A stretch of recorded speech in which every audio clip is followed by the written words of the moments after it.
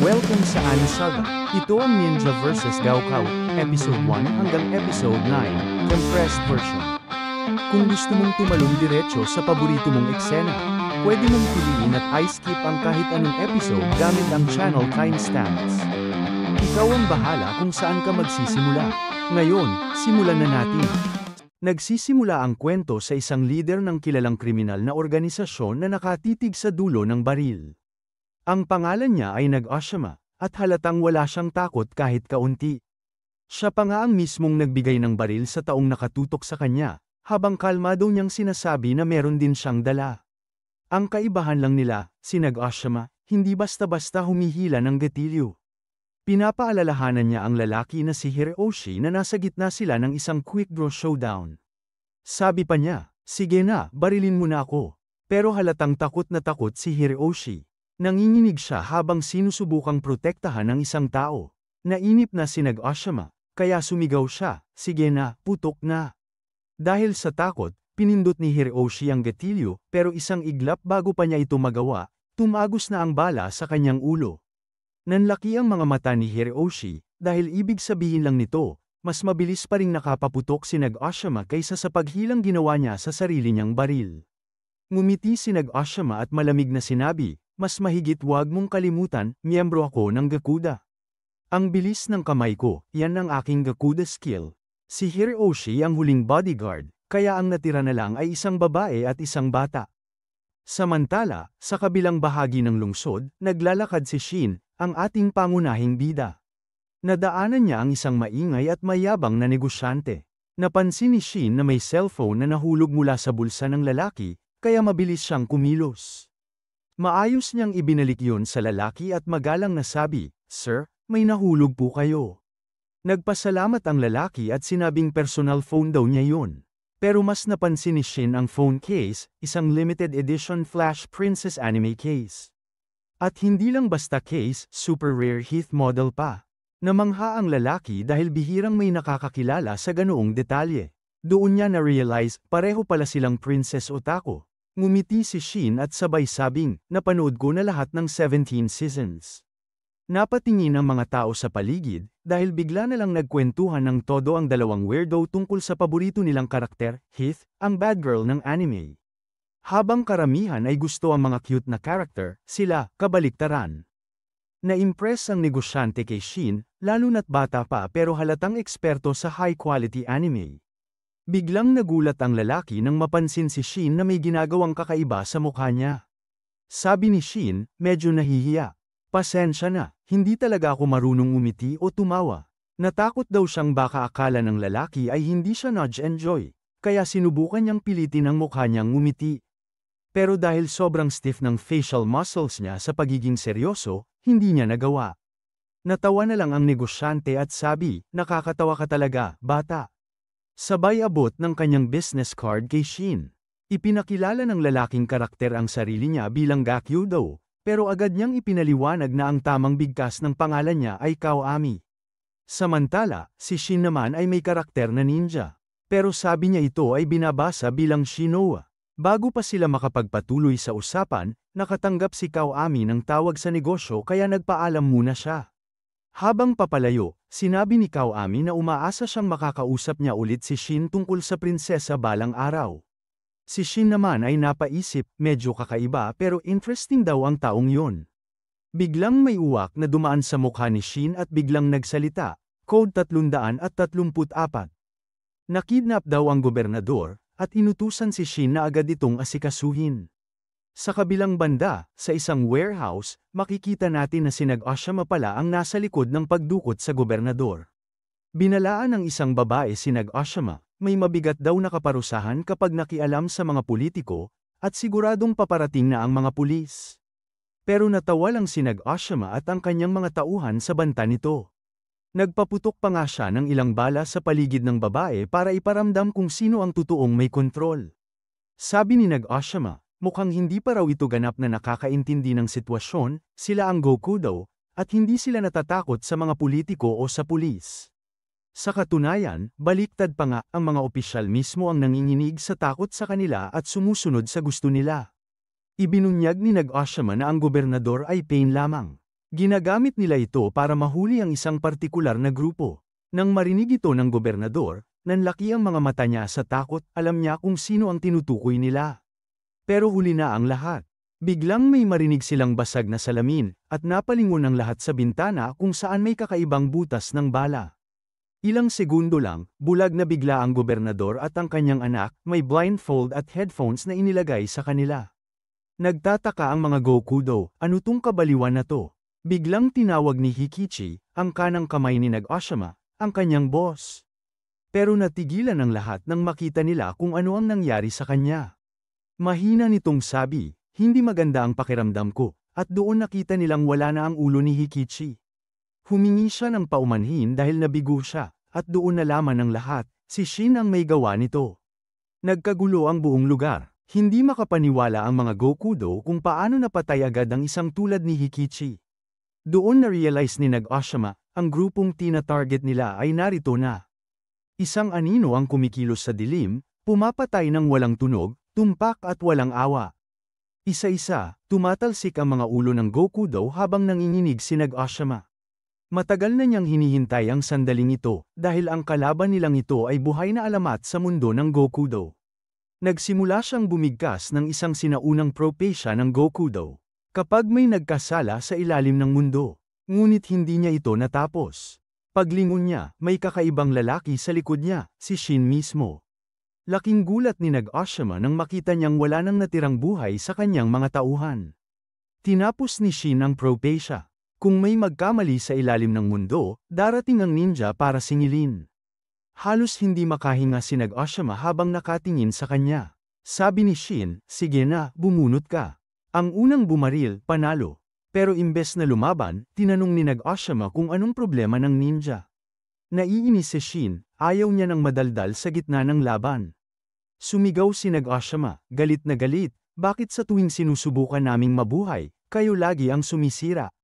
Bakit? Tumingin si Shin sa gobernador at sa anak nito. Tahimik niyang sagot, dahil dinadamay niyo ang mga bata sa karumihan niyo.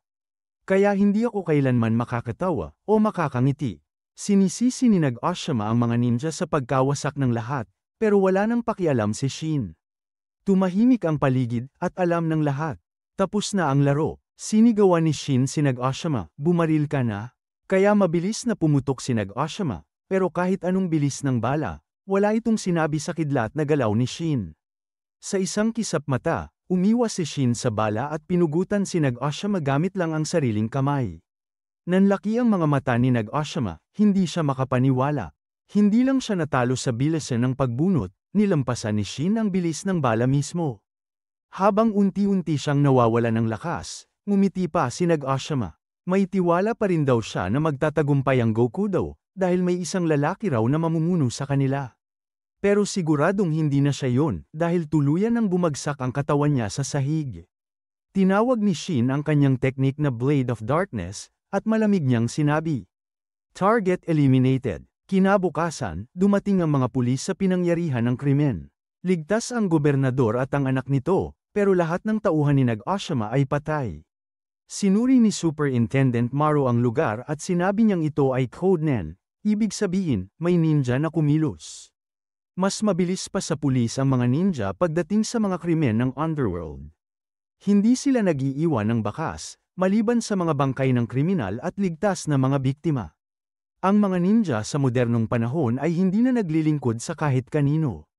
Hindi sila binibili ng pera, kapangyarihan, o batas ng bansa. Gumagalaw sila ayon sa sarili nilang panuntunan, mga anino ng katarungan. Mga anti-hero na pumapatay sa kasamaan.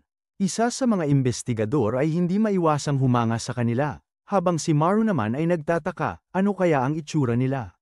Samantala, sa ibang lugar, nakita ng ilan sa mga dating kaklase ni Shin si Shin mismo. May nagtanong kung iimbitahin ba siya sa party, pero agad sumagot ang isa. Wag na, hindi naman yan ngumiti. Hindi bagay sa party. Narinig iyon ni Shin. Mahina niyang sabi habang papalayo. Hindi dahil ayaw kong ngumiti, kundi dahil hindi ko talaga kaya. Naalala ni Shin ang sinabi noon ng doktor, bunga raw ng trauma ang kakulangan niyang ngumiti. Malabo na sa kanya ang alaala ng kabataan, pero isa ang malinaw. Ang mukha ng isang lalaking may tato, na brutal na nananakit ng tao. Habang pinagmamasdan niya ang mga taong nakangiti sa paligid, sinabi niya sa sarili. Kung ako lang naman ang hindi makangiti, ayos lang. Basta sila, masaya. Ilang araw ang lumipas, nilipol ni Shin ang isa pang grupo, ang Morgudo. Galit na galit siya sa karumal-dumal nilang mga gawain. Habang nililinis ang lugar, may napansin siyang mga kakaibang coupon na may amoy na parang kemikal. Kinagabihan, dumalaw siya kay Grandpa Kai. Ginamit pa ni Shin ang kakaibang teknik para buksan ang bote ng soda, at natuwa si Kai. Mukhang nalampasan mo na talaga ako, bata, sabi niya habang nakangiti. Tinawag ni Kai ang teknik ni Shin na Blade of Darkness, isang atake na kasabay ng tunog ng nabibiyak na sound barrier. Ipinakita ni Shin ang mga coupon, at agad na amoy ni Kai ang halimuyak ng droga. Papel na binababad sa likidong droga, at kapag kinagat o dinilaan, tinatamaan agad ng tama. Sabi ni Kai, may bago raw na droga na kumakalat sa Tokyo, posibleng ito ngayon. Ibinahagi ni Shin na kakaiba ang kilos ng Gokudo nitong mga nakaraang araw. Parang sinasadya nilang mag-ingay para pumunta mismo ang ninja. Kaya sigurado siya, may binabalak sila. Biglang may galit na customer na nagreklamo tungkol sa punong ashtray. Ngumiti si Kai, at sa isang iglap, nalinis niya ito gamit ang bilis ng isang tunay na ninja master. Ilang daang taon nang pinuprotektahan ng mga ninja ang bansang ito. Wika ni Kai. Isa siya sa 8 Imperial Ninja, at nanumpa siyang kapag muling gumawa ng gulo ang mga Gokudo, buburahin niya silang lahat. Kinabukasan, abala si Shin, tumatakbo, hingal, at mukhang kinakabahan. Pagdating sa isang tindahan, napagtanto niyang na-late siya. May limited edition na items ng Princess Anime na lalabas lang ngayong araw. Agad siyang pumila sa dulo, at sa kanyang gulat, nandoon din si Kawami. Kaka-release lang ng bagong episode ng Princess, kaya sobrang dami nilang napag-usapan. Pakiramdam ni Kawami, parang matagal na silang magkaibigan dahil sa sobrang magaan ang usapan nila. Si Shin naman ay napaisip kung ito ba'y kapalaran, ang muli nilang pagkikita. Pagkatapos gumastos ng sobra sa merch ng Princess, nagpasya silang kumain sa labas. Habang kumakain, galit na galit si Kawami habang inaalala ang eksena ng pagtataksil sa anime. Kilala si Kawami sa kainan, palakaibigan, palabiro, at laging nagbibigay ng mga aral sa buhay. Tumawa ang lahat matapos magbiro si Kawami, kaya sinubukan ni Shin sumabay. Ayaw niyang magmukhang bastos o antipatiko dahil lang hindi siya nakikinig sa saya ng iba. Pero kahit pilit, hindi nagbabago ang mukha niya, hindi talaga niya kayang ipakita ang tuwa. Gusto niyang mabago yon, at may suhestyon si Kawami. May kaibigan ka ba? Tanong ni Kawami. Wala, sagot ni Shin. Sabi ni Kawami na ang pinakamabilis na paraan para magbago yon ay makipag-ugnay sa iba. Gumawa ng koneksyon. Pero pinaalala ni Shin na kung hindi nagmumukha ang emosyon sa mukha niya, halos imposibleng magkaroon siya ng kaibigan, pati sa school, hindi siya nakaka-fit in. Naiintindihan naman ni Kawami, at agad niyang sinabi, sige, magiging kaibigan kita. Naguguluhan si Shin, biglang may umihip na hangin palabas ng bibig niya. Tiningnan siya ni Kawami at nakangiti, nakita mo yun. Tawanan yun. Iyon ang unang tumawa ni Shin sa buhay niya. At sobrang tuwang-tuwa si Kawami para sa bago niyang kaibigan. Nagkausap pa sila tungkol sa Princess, pero kailangan ng magtrabaho ni Kawami. Pero okay lang, nagpalitan sila ng contact at nagplano na ituloy ulit. Agad na gustong pumunta ni Shin sa restaurant ng grandpa niya para sabihin, kahit minsan lang, nakabuo ako ng kaibigan. Pero tumanggap si Kai ng mensahe mula sa uwak at napagdesisyonan niyang magsara ng maaga. Samantala, nagkita naman si Kawami at ang driver niyang si Yusawa. Pinapaalala ni Yusawa na malaki ang papel na gagampanan ni Kawami sa darating na panahon. Habang nasa kotse, nagbago ang ekspresyon ni Kawami at sinenyasan siya ni Yusawa na lumabas ang tunay niyang mukha. Tanggal niya ang damit sa itaas at lumitaw ang mga tato sa katawan niya, marka ng Gokudo. Sabi kay Kawami na gulo ang pamilya nila. Dinudurog ng mga ninja ang kita nila. Humihina ang Gokudo, at maraming batang miyembro ang tumatalikod at sama-sama sa mga Nunyakuza gang. Sabi ni Yusawa, mas madali raw kung tatayo si Kawami bilang leader ng Gokudo, pero ayaw ni Kawami.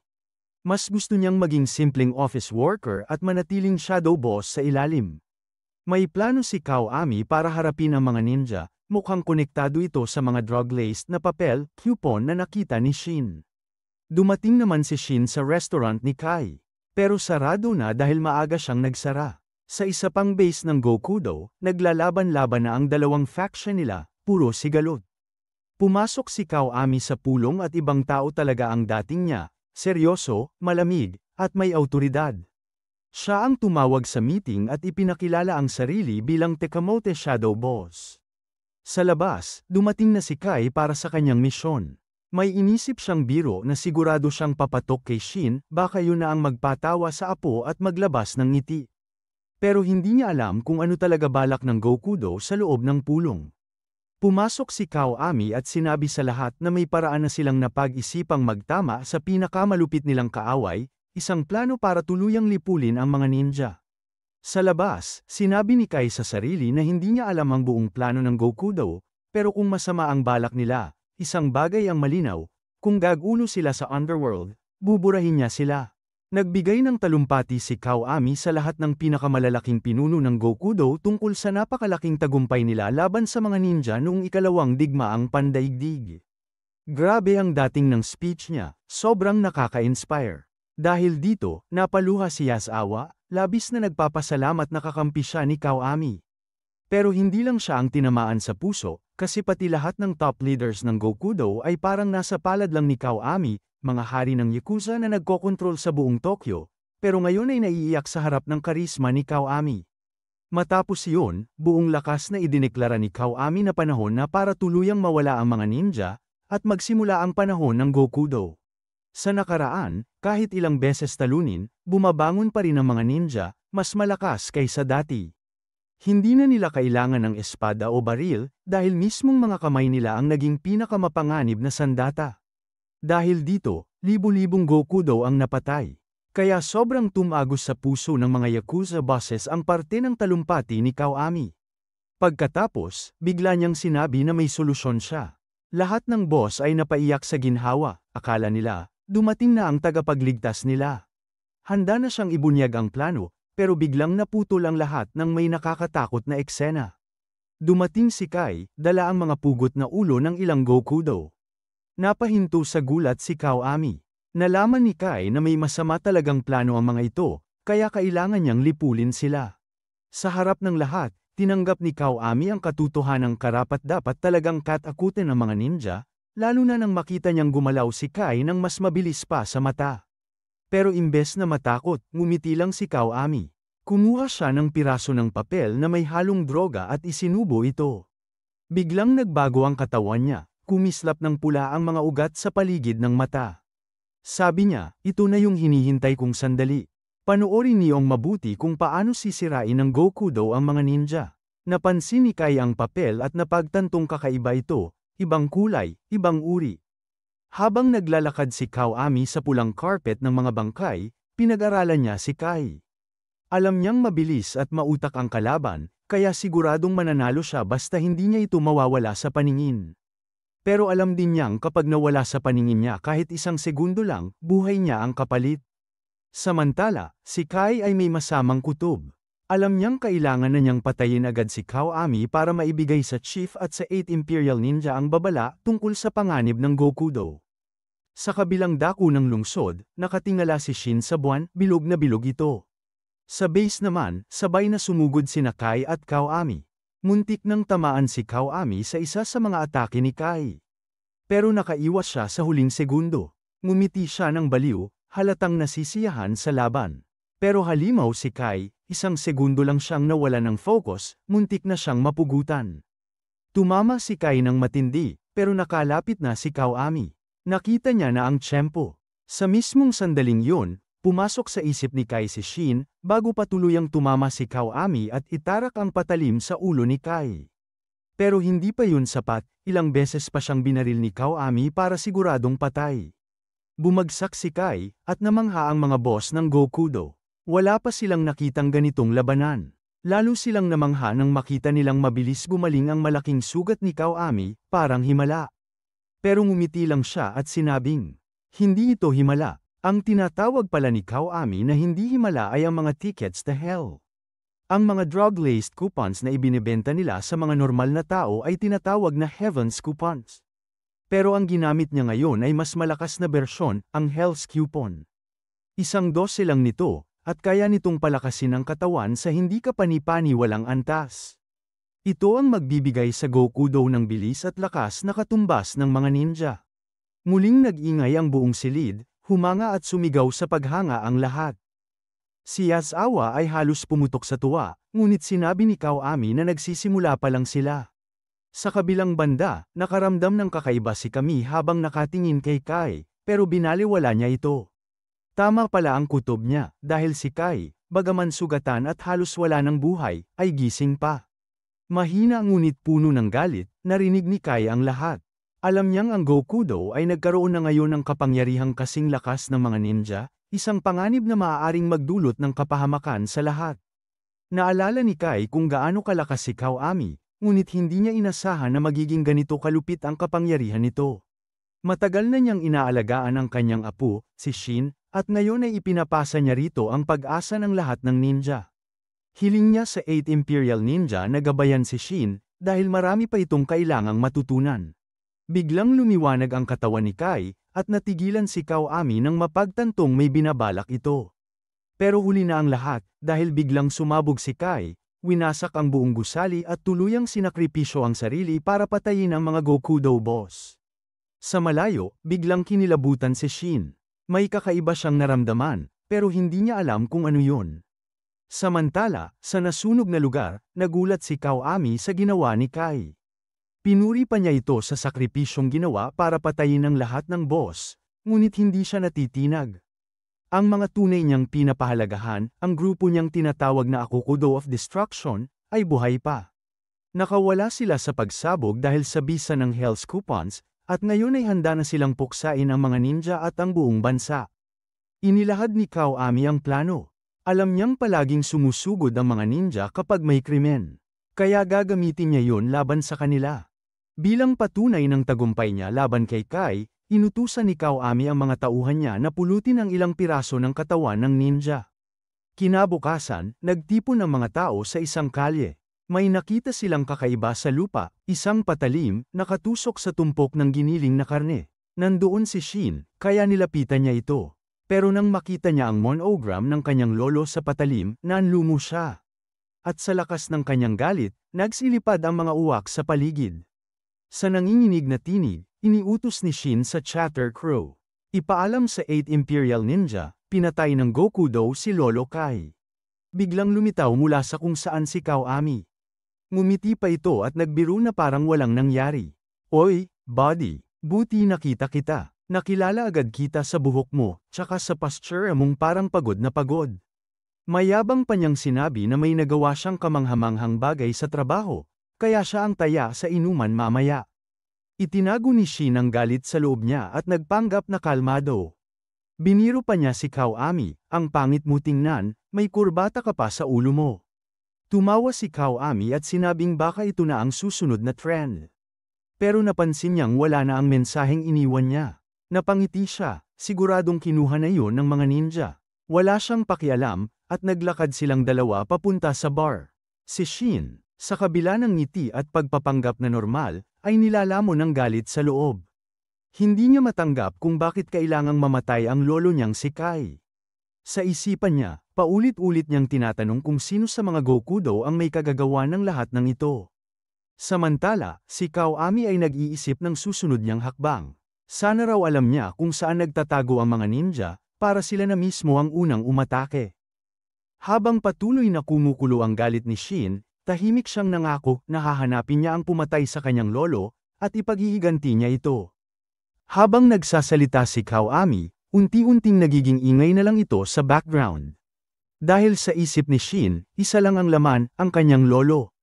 Naalala niya kung gaano ka mahilig sa kape si Kai, pero palaging sinasabi nito na ang pag-inom ng alak ay isa sa mga kasiyahan ng pagtanda. Handa si Shin na subukan yun ngayon. Pero dahil bata pa siya, pinipigilan siya ni Kawami. Sa kasamaang palad, tumama pa rin ng kaunti ang alak sa mukha ni Shin, at isang patak pa lang. Bigla na siyang nawala ng balanse at bumagsak. Natarante si Kawami, akala niya mamatay si Shin at baka kailanganin ng doktor.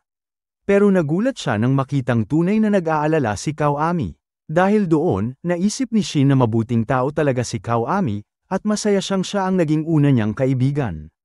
Pagkatapos, humingi ng tawad si Shin. Inamin niya na kamakailan lang ay may nawala sa kanya, isang taong parang magulang na minahal niya ng higit kaninuman.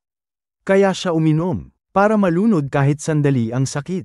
Nalungkot si Kawami. Sinabi niyang alam niya ang pakiramdam ng mawala ng mahal sa buhay. Walang alak na makakatanggal ng ganoong klaseng sakit. Kaya aniya, sa ganitong mga oras, iisa lang ang tunay na solusyon, umiyak. Hinimok niya si Shin na ilabas ang lahat ng emosyon bago siya lamunin ng galit at lungkot. Kaya matapos ang lahat ng trahedya, tuluyan ang bumuhos ang kanyang mga luha. Pagkatapos, humingi siya ng tawad sa abalang naidulot. Bago sila maghiwalay, pinaalalahanan siya ni Kawami. Uminom ka ng maraming vegetable juice bukas para sa hangover mo, ha? Nagpaalam silang magkaibigan, at habang naglalakad, napaisip si Kawami, ramdam niya ang sakit ni Shin, at laking gulat niya nang mapansing pati siya, umiiyak na rin. Makalipas ang ilang sandali, may grupo ng mga lasing na magnanakaw na lumapit sa tulog na si Shin. Pero hindi nila natapos ang balak nila, dahil biglang lumitaw ang isang ninja, gamit ang talam ng dilim, at nagsimula ng malaking apoy sa likod nila. Iisang bagay lang ang malinaw, may dumating para kay Shin. Samantala, sa ibang lugar, si Yasawa ay nagtipon ng mga batang ulila, mga bata na ang buong pamilya ay pinatay ng mga ninja. Inampun niya ang mga ito, gaya ng pag-ampon sa kanya noon ng kanyang guro na si Tekamoto. Biglang napakita ni Yasawa ang kakaibang bilis at lakas ng harangin niya ang isang bala na halos tumama kay Kawami. Napabuntong hininga si Kawami, dismayado na isa na namang asasin ang dumating para maghayganti sa ngalan ng iba. Pero tiniyak ni Yasawa, ako na ang bahala rito. Nagpaputok ang kalaban, pero si Yasawa ay parang pader. Tinamaan ng bala ang katawan niya, pero hindi siya natinag. Na-realize ng kalaban na nagkamali siya ng pinasok na laban. March of the Yakuza Liner. At nang lamapat ang kamao niya, parang sinagasaan ng bus ang kalaban. Nagsigawan sa tuwa ang mga batang ulila. Tuwang-tuwa sila kay Yasawa, tinawag siya ni Kawami at sinabing, sige, mag-enjoy ka muna. Pero mamaya, ipapadala na kita sa ilalim para sa susunod na mission. Samantala, ang taong sumagip kay Shin ay bumisita sa isang elevator at mabilis na pinindot ang mga button para buksan ang isang lihim na palapag. Doon, isang babae ang samalubong sa kanila, ang dalawang miyembro ng Imperial Ninja, at tinanggap silang muli sa Crow's Nest. Napansin ni Nodoka na may isang lalaking hindi niya kilala. Zanzo, ang sagot ng lalaki. Laking gulat ni Nodoka, ang kausap pala niya ay ang chief ng 8 Imperial Ninja mismo. Ngumiti si Zanzo, ngunit alam ng lahat na nag-aapoy ito sa galit. Nabalitaan na niya ang nangyari na ang number 2 Imperial Ninja ay wala na. Mula sa galit, ipinakita ni Zanzo ang kanyang kapangyarihan, isang kakayahang magbago ng anyo. Ipinahayag niya, una, hahanapin natin ang salarin. At pagkatapos, tatapusin natin siya. At kailangan nating alamin kung paano nila nagawang pumatay ng isang ninja. Namangha si Nodoka, gaya ng dati, sa kakayahan ni Zanzo. Ang tawag dito ay Be All and Do All. Isang teknik na nagbibigay sa kanya ng kakayahang maging anumang bagay at gawin ang anumang bagay. Siya ang pinakamatanda, pinakamalakas, at may kakaibang talento sa lahat ng ninja. Ipinahayag naman ni Noka na alam na nila kung sino ang posibleng salarin. Ang manli ni Kai ay may nakaimbed na hiyas, at sa loob nito, may lihim na kamera. Sabi ni Noka, hindi masasayang ang pagkamatay ni Kai. Siguradong nakuha ng kamera ang mukha ng pumatay sa kanya. Pero sabi ni Shaki, medyo sira ang kamera. Kaya ipinangako niya, kakayanin kong i-recover ang data. Tutuperan ko ang huling hiling ni Kai. Ngunit biglang nagsalita si Zanzo. May paraan ako para malaman kung paano nagawang pumatay ng ninja ang Gokudo. Ipinaliwanag niya na ang grupo ay kasalukuyang nasa Shinjuku District. Sa mga guho ng dating US Forces Secret Underground Club. At sa lugar na yun, may isang Gokudo na may hawak ng 100 hostage na gangster mula Tokyo. At ang Gokudo na yun ay si Yasawa. Sinabi ni Zanzo na kagabi, lahat ng kingpins ng Gokudo sa Tokyo ay napatay sa isang malaking pagsabog, at malamang, may kinalaman si Kai doon. Nagpasya si Nodoka na siya mismo ang susuri kung ano ang ginagawa ng mga Gokudo sa underground club. Binalaan siya ni Shiki na delikado yun, pero tumanggi siyang may isamang iba. Bantayan mo si Shin, aniya. Kailangan kong ilabas ang galit ko, sa pamamagitan ng pagpatay sa mga Gokudo. Tahimik lang si Zanzo, pero alam niya, wala nang makakapigil kay Nodoka. Dahil tulad ni Shin, si Nodoka rin ay sobrang malapit kay Kai. Nararamdaman ni Zanzo na hindi niya kailangang mag-alala dahil sigurado siyang kaya ni Nodoka ang sarili niya. Totoo na si Nodoka ang pinakabaguhan sa 8 Imperial Ninjas, pero ayon kay Zanzo, wala pang kahit sinong nilalang ang nakatalo sa kanya. Samantala sa ilalim ng lupa, inuutusan ni Yasawa ang mga tauhan niya na bilisan ang pagkolekta ng 100 ulo. Halos tapos na sila nang bigla siyang makaramdam ng kakaiba. Napag-alitan niya ang mga ulilang bata dahil maling tubig daw ang dinala nila. Pinabalik niya ang mga bata sa tindahan, at doon natin makikita kung gaano karami ang mga Gokudo sa grupo niya. Pagkaalis ng mga bata, ngumiti si Yasawa at sinabing oras na para ipakita sa mga ninja kung ano ang kakayahan nila. Sumigaw siya sa ninja na nagtatago, sinasabing lumabas na ito. Mula sa anino, lumitaw si Nodoka. Pinuri niya si Yasawa dahil pinauwi nito ang mga bata, alam niyang ginawa ito para ilayo sila sa marahas na laban na siguradong mangyayari. Pero ngayon ay tapos na ang pasensya ng ninja. Habang naglalagablab ang apoy sa paligid niya, sinabi ni Nodoka na ang mga Gokudo ay labis nang nagiging sagabal sa ilalim ng mundo, kaya kailangan na silang lipulin. Pero hindi natatakot ang mga Gokudo, hawak nila ngayon ang Hell's Coupon. Habang naglalakbay si Shino, bigla siyang nagising at agad tumakbo papunta sa kuta ng Gokudo.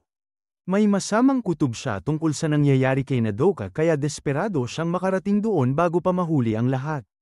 Samantala, si Nodoka ay muling nangako, wawasakin niya ang sinumang kumikilos nang hindi naaayon sa kanyang panuntunan. Si Yasawa at lahat ng tauhan niya ay gumamit ng mga piraso ng Hell Ticket. Sa ibang lugar naman, pinag-uusapan ni Kiwami kung bakit siya ang pinakamahina sa mga Gokudo Destroyers. Pero yun mismo ang dahilan kung bakit siya napili para sa unang misyon. Kung kaya ng pinakamahinang miyembro na patumbahin ng isang ninja gamit ang Hell Ticket, magiging simbolo yun ng pag-asa para sa hinaharap ng Gokudo. Bumalik tayo kay Nodoka, dito, formal siyang nagpakilala bago niya tuluyang sunugin ang buong grupo. Pero pinigilan siya ni Yasawa, na nagpakilala rin at sinabi ang kanyang layunin, ang maghayganti para sa lahat ng Gokudo na napatay. Ginamit ni Nodoka ang kanyang kapangyarihan at sa isang iglap, naging abo ang lahat ng tauhan ni Yasawa. Nanlaki ang mata ni Yasawa sa takot, isang atake lang, at wala na agad ang buong grupo niya. Sinubukan niyang gumanti at pinakawalan ang lahat ng atake niya, pero hindi gumalaw si Nodoka. Ang lahat ng iyon ay natunaw lang sa apoy na parang mula sa impyerno. Hindi makapaniwala si Yasawa sa klase ng lakas na nasa harap niya. Muli siyang tinamaan, nilamon ng apoy ang buong katawan niya. Biglang lumitaw si Nodoka sa harap niya at sinuntok siya hanggang tumagos ang kamao sa katawan. Nabigla si Yasawa, alam niyang ilang segundo na lang ang natitira sa buhay niya. Sa huling sandali, umaasa siyang nakaligtas ang mga ulila na kasama nila. Ngunit sa kasamaang palad, halos lahat sa kanila ay pinugutan ng ulo ng isang misteryosong tao. Isang bata lang ang nakaligtas, pero sa kasamaang palad, nabangga niya si Shino. Ang pangalan ng bata ay Ryota. Agad napansin ni Shino na iba ang presensya ng batang ito, isang halimaw sa sariling paraan. Pero alam niyang hindi pa ito nakapatay ng kahit sino. Kaya sinabi ni Shino, wala akong oras para sa isang baguhan tulad mo.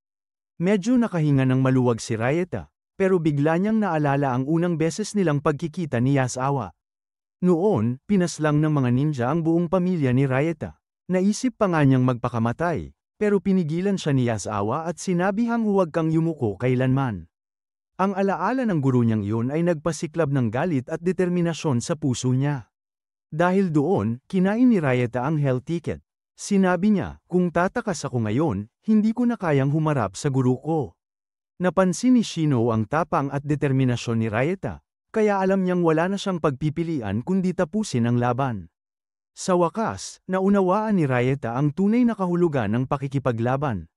Nawala ang takot niya, at nagsimula ang laban. Nakabigwas si Ryota ng isang malakas na suntok sa mukha ni Shino. Napangiti si Shino, ramdam niya ang diwa at tapang sa suntok na yon. Ipinaliwanag naman ni Ryota na ang buong estilo niya ay puro matitigas na suntok, ang tinatawag nilang Gokudo Iron Fist. Sa simula, halos pantay silang dalawa.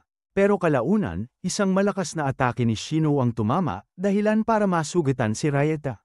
Sabi ni Shino, ito ang ultimate piercing skill ko, simple lang, kapag may bakal, dudurugin ko. Pagkatapos noon, bumuhos ang ulan ng mga suntok mula kay Shino. Si Ryota ay halos hindi na makagalaw, ang braso niyang bakal ay unti-unting nababasag. At nang ihanda ni Shino ang kanyang final strike, ang huling iniisip ni Ryota ay si Yasawa, bago siya tuluyang punitin ng marahas na atake ni Shino.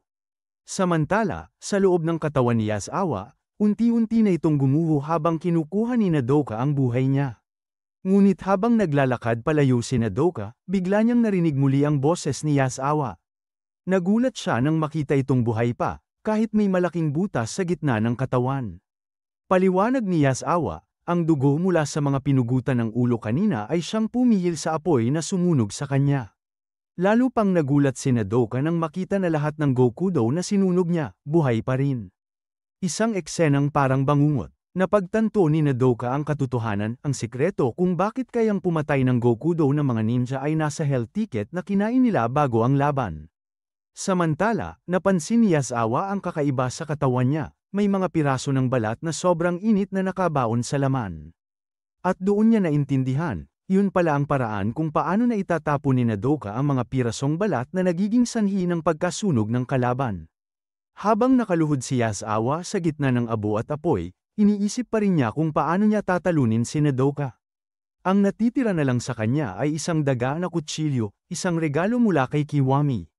Kahanga-hanga dahil kahit sa tindi ng apoy, hindi ito natunaw. Naisip ni Nodoka na alam na niya ngayon ang sikreto ng Gokudo, at wala siyang ibang pagpipilian kundi patayin si Yasawa. Lumipad siya pataas sa ere, habang si Yasawa ay paulit-ulit na binubulong sa sarili, magpatuloy ka lang. Kahit si Nodoka mismo ay napangiti, ramdam niya ang apoy ng matinding determinasyon ni Yasawa. Ang damdaming yun ay kumalat sa mga natitirang tauhan niya. Sabay-sabay silang sumugod, tinawag ang kanilang huling pag-atake na Family Tower. Sumigaw silang lahat, hinihikayat si Yasawa na tapusin ang laban. At doon nga, tumakbo si Yasawa ng buong lakas. Umakyat sa tumpok ng katawan ng mga kasama niya, at isinaksak ang kutsilyo sa puso ni Nodoka. Ngunit bago pa siya makalayo, gumanti si Nodoka at pinugutan siya ng ulo. Napatigil si Nodoka, hindi makapaniwala kung gaano kalayo ang kayang gawin ng mga Gokudo. Samantala, sa huling hininga ni Yasawa, naisip niya, maganda rin pala ang naging buhay ko. Habang naglalakad si Nodoka palayo, napasigaw siya sa sakit, ngunit paulit-ulit niyang sinasabi sa sarili, hindi ako pwedeng mamatay dito, kailangan kong sabihin sa iba ang sekreto ng Gokudo. Gusto pa niyang mabuhay, kahit alam niyang halos wala na siyang lakas. Naalala niya ang nakaraan. Isang buhay na puno ng paghihirap at puot. Tuwing nawawala siya sa sarili, naglalagablab ang buong katawan niya. Isang sumpa na halos sinira ang pagkatao niya. At noon, handa na sana siyang wakasan ang lahat nang biglang lumitaw si Shino. Hininto siya ni Shino at sinabing, kung mamamatay ka sa ganitong paraan, nakakahiya yan. Binalaan siya ni Nodoka, hindi ko makontrol ang apoy. Masusunog ka kung lalapit ka. Pero ngumiti lang si Shino at sinabing, walang kwenta ang apoy. Isa akong ninja, kaya kong dalhin ka. Na-inspire si Nodoka sa mga salitang yun, lalo na nang malaman niyang 10 taong gulang pa lang si Shino noon. Dahil doon, nagpasya siyang sabihin sa kanya ang katotohanan tungkol sa ginagawa ng Gokudo. Habang nanghihina, binunot ni Nodoka mula sa bibig ni Yasawa ang hell ticket. Plano niyang ibigay ito kay Shino. Pero sa parehong sandali, isang bala ang tumama sa kanya. Ang bumaril ay isang lalaki na nagngangalang Yajima, kasama ni Kiwami at ng isang babae na tinatawag na Gamo. Habang nakatayo sa gitna ng abo, sinabi ni Kiwami, ang bawat ninja ay may kanya-kanyang espesyal na kakayahan, nakakatakot, pero kamangha-mangha rin. At sa pagkapanalo nila, nagdeklarang, kahit ang mahina, kayang kagatin ang malakas. Ngunit natawa lang si Gamo at sinabing, walang saysay yan, patay pa rin si Yasawa sa huli. Pinagalitan siya ni Kiwami, matuto kang rumispeto sa mga kasamahan mo. Ironically, si Kiwami mismo ay hindi marunong umintindi ng damdamin. May madilim siyang nakaraan at hindi niya alam ang ibig sabihin ng pakikiramay.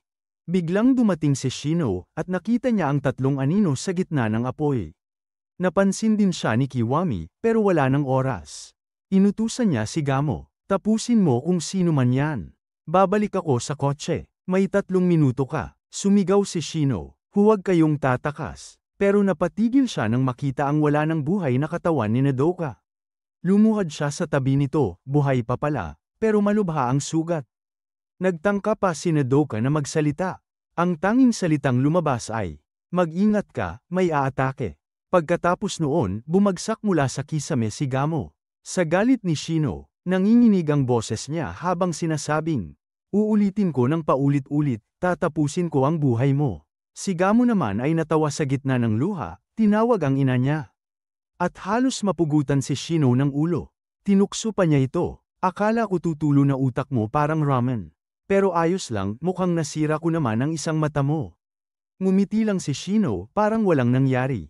Tinawag siyang madaldal ni Gamo, pero agad siyang napahinto nang mapansin niyang naputol ang kamay niya. Nagtaka si Gamo kung maibabalik pa ba niya ito. Habang si Shino ay muling nagpakilala. Ngayon, paan ng galit. Tumugon si Gamo at sinabi, ang Gokudo ability ko ay tinatawag na Plague. Pareho silang sumigaw, tapusin na natin to, at sabay na sumugod sa isa't isa. Ngunit biglang tumigil ang lahat nang tumunog ang cellphone ni Gamo. Sinagot niya ito. At nanlaki ang mata ni Shino nang marinig ang ringtone, theme song ng Flash Princess. Sa kabilang linya, malamig ang boses ni Kiwami. Sabi niya, tapos na ang oras mo, Gamo. Handang-handa na si Shino para ipagpatuloy ang laban nila ni Gamo, pero bigla na lang itong nawala ng gana, tumalikod, at basta na lang umalis. Agad namang bumalik si Shino kay Nodoka, na ngayon ay naghahanda na para sa kanyang huling sandali. Mahinang tinig niyang sinabi, mas mahigit alam mo ba, Shino, ang mga Gokudo, ginagawa nila lahat ng ito ng sadya. Ipinahayag ni Nodoka na, sinasadyang umakto ng masama ang mga Gokudo, para mabuking ang mga ninja na nakatago. At kapag lumabas ang mga ito, agad nilang pinapatay.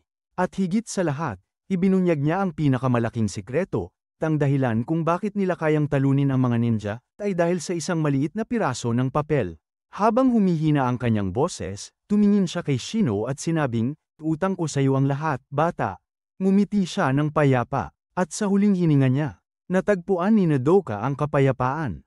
Ngunit sa paligid nila, nagsimulang gumuho ang buong gusali. Hindi na halos makagalaw si Shino, nilalamon siya ng galit at dalamhati. Samantala, sa kabilang dako, iniisip ni Kiwami si Yasawa, habang malamig niyang binigkas, may maliit akong handog, para sa'yo. Agad namang natarante si Gamo, alam niyang may masama itong binabalak. Kaya tumakbo siya ng buong bilis para makalayo. At sa huling pagkakataon, bumulong si Kiwami, Palm, Yasawa, sumabog ang buong gusali, isang napakalakas na pagsabog, na yuminig sa buong paligid. Ngunit sa gitna ng abo at apoy, nakita natin si Shino, nakaligtas. At buhat-buhat ang walang buhay na katawan ni Nodoka. Isang ulat sa balita ang nagsiwalat na nagdulot ng matinding pinsala ang pagsabog, sinira nito ang malaking bahagi ng lungsod. Makikita nating nagulat at natakot ang ibang mga ninja nang ibunyag ni Shin na si Nodoka ay pumanaw na. Galit na galit si Zanzo at sinisi ang sarili dahil pinayagan niyang mag-isa si Nodoka. Kaya inutusan niya si Shin na suntukin siya sa mukha bilang parusa. Ginawa ito ni Shin, at doon tuluyang sumabog ang galit ni Zanzo. Ngayon, ang galit niya ay nakatuon na sa Gokudo. Sigurado siyang patuloy nilang tatargetin ang mga ninja. Kaya nag-transform si Zanzo sa kanyang boss form at buong tapang na idineklara na taglay niya ang pinakamalakas na kapangyarihan ng ninja. Kaya niyang magpalit ng anyo, at para bang isa siyang Diyos na walang hangganan ang kakayahan. Dahil dito, tungkulin niyang tiyakin na hindi na muling mangyari sa iba ang sinapit ni Nodoka.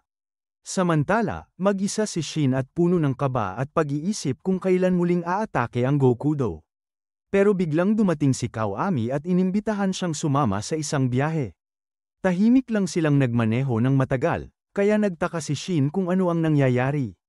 Biglang nagsalita si Kawami at binanggit ang paborito nilang anime, Flash Princess. Inalala niya ang unang kalaban na tinalo ng bida, isang demonyong gorilla na nagngangalang Otokong. Sa dulo ng episode, ipinakita si Heath na nagluluksa sa pagkamatay ng kanyang demonyong kaibigan. Ipinaliwanag ni Kawami na ganun din ang nararamdaman niya ngayon, kaya napagtanto ni Shin na may pumanaw na taong malapit kay Kawami. Sinabi ni Kawami na ang taong yun ay mabait, mahinahon, at laging naniniwala sa kanya. Isa itong mabuting kaibigan, higit pa sa nararapat para sa kanya. Sabi ni Kawami, dapat daw nakakaalis ng bigat ng loob ang pagmamaneho, pero hindi gumagana sa kanya. Humingi siya ng paumanhin sa pag-aksaya ng oras ni Shin, pero laking gulat niya nang si Shin pa ang nagbigay ng payo. Sabi ni Shin, hindi ko man masyadong naiintindihan, pero gawin mo ang lahat para manatili sa laban. Ang mga taong mahalaga sa iyo ay karapat-dapat manatili sa alaala mo. Naalala niya ang mga kaibigan niyang nawala at sinabi niyang, huwag mong hayaang masayang ang mga pangarap nila. Dapat nating ipagpatuloy ang mga ito. Nangako rin siyang hindi siya magdadalawang isip na gawin yun. Naantig si Kawami sa mga salitang yun. Naisip niya, ganito siguro ang pakiramdam ng magkaroon ng nakababatang kapatid. Biro niya, pwede raw siyang tawaging kuya, pero mas gugustuhin ni Shin na tumalon palabas ng umaandar na kotse. Pagkatapos nilang maghiwalay, nakipagkita si Kawami sa isang lalaking nagngangalang Hiroki. Nagmaneho sila sa Taito Highway, isang lugar na kilala bilang pugad ng mga kriminal. Biglang may mga bastos na sasakyang nag-tailgate sa kanila. Naisip ni Kawami, ano kaya ang gagawin ng dating Hiroki? Ngayon, ibang-iba na si Hiroki. Dati, siya ang living legend ng Tidal Highway, pinuno ng mahigit 100,000 tao. Tinitingala siya ng mga biker gang sa buong Japan bilang isang karismatikong leader ng mga delinquent. Siya ang dating pinuno ng Psychotam Biker Gang Army, pero ngayon, isa na siyang kasapi ng Akudo of Destruction. Walang awang ipinakita ni Hiroki ang kakayahan niya, kaya niyang pasayawin ang mga bala. Sa sobrang bilis at galing niya, napasabog niya ang sasakyang sumusunod sa kanila. Namilog ang mga mata ni Kawami. Samantala, sa lugar ng pagsabog, inimbestigahan ito ni Morrow at agad niyang napag-alamang hindi ito aksidente. Ang ganitong uri ng pagkawasak ay maituturing na isang sakuna. Pero nang umalis si Morrow, lumitaw na si Zanzo pala ang nagpapanggap na siya. Ipinahayag ni Zanzo na kaya niyang mag-anyong kahit ano at makamit ang kahit ano. Nasa kamay niya raw ang kapalaran ng Gokudo, at ang susunod na sakuna ay manggagaling mismo sa mga ninja. Sa ibang lugar naman, nagulat ang mga doktor sa isang pambihirang surgeon. Sa araw na yun, nakasampung operasyon na siya ng cancer, at hindi pa rin siya nagpapakita ng pagod. Lahat ng operasyon ay sobrang delikado, pero nagawa niya ng madali. Lahat ng doktor ay nagpalakpakan matapos niyang alisin ang cancer sa 88 parte ng katawan ng isang pasyente, sa loob lang ng 30 minuto. Siya ang pinuno ng isang pamilyang kilala sa larangan ng medisina, at ang pangalan niya ay Seiko. Tahimik lang siya sa una, pero nang magsalita, iisa lang ang sinabi niya. Ang Gokudo dapat nang mawala sa mundo. Sa kabilang banda, sa isang mamahaling restaurant, inilabas ang pinakamahal at pinakatanyag nilang alak, ang legendary cognac na nagkakahalaga ng mahigit 400 milyong yen. Nagulat ang isa sa mga veteranong staff dahil kahit siya, ngayon lang niya ito nakita. At nagtaka kung may kinalaman ba ito sa laki ng mga muscle ng lalaking iyon. Isa sa mga babae na humahanga sa lalaki ang nagsabi na hindi ito tungkol sa laki ng muscle, kundi sa tibay ng loob. Sabi ng babae, mga lalaking matatag ang paninindigan ang talagang minamahal ng mga babae. At doon natin nalaman ang pangalan ng lalaki, Yagi. Pagbalik niya sa base, agad siyang bumati kay Shin. Halata namang hindi pa rin nagbabago si Shin, seryoso pa rin at hindi marunong umiti. Kaya nagkaroon si Yagi ng ideya, isama raw si Shin sa club niya, dahil mga profesional daw ang mga host doon sa pagpapatawa ng tao. Dumating naman si Seiko, at agad itong humingi ng paumanhin sa ugali ng kanyang nakababatang kapatid. Bilang doktor, agad niyang sinuri ang mata ni Shin at naayos ito kaagad. Namangha si Shin dahil muli na siyang nakakakita. Pagkatapos, inanyayahan niya si Shin sa ospital, dahil sabi niya, isang maliit na hiwa lang sa utak mo, at muli kang matatawa. Pero syempre, tinanggihan yun ni Shin.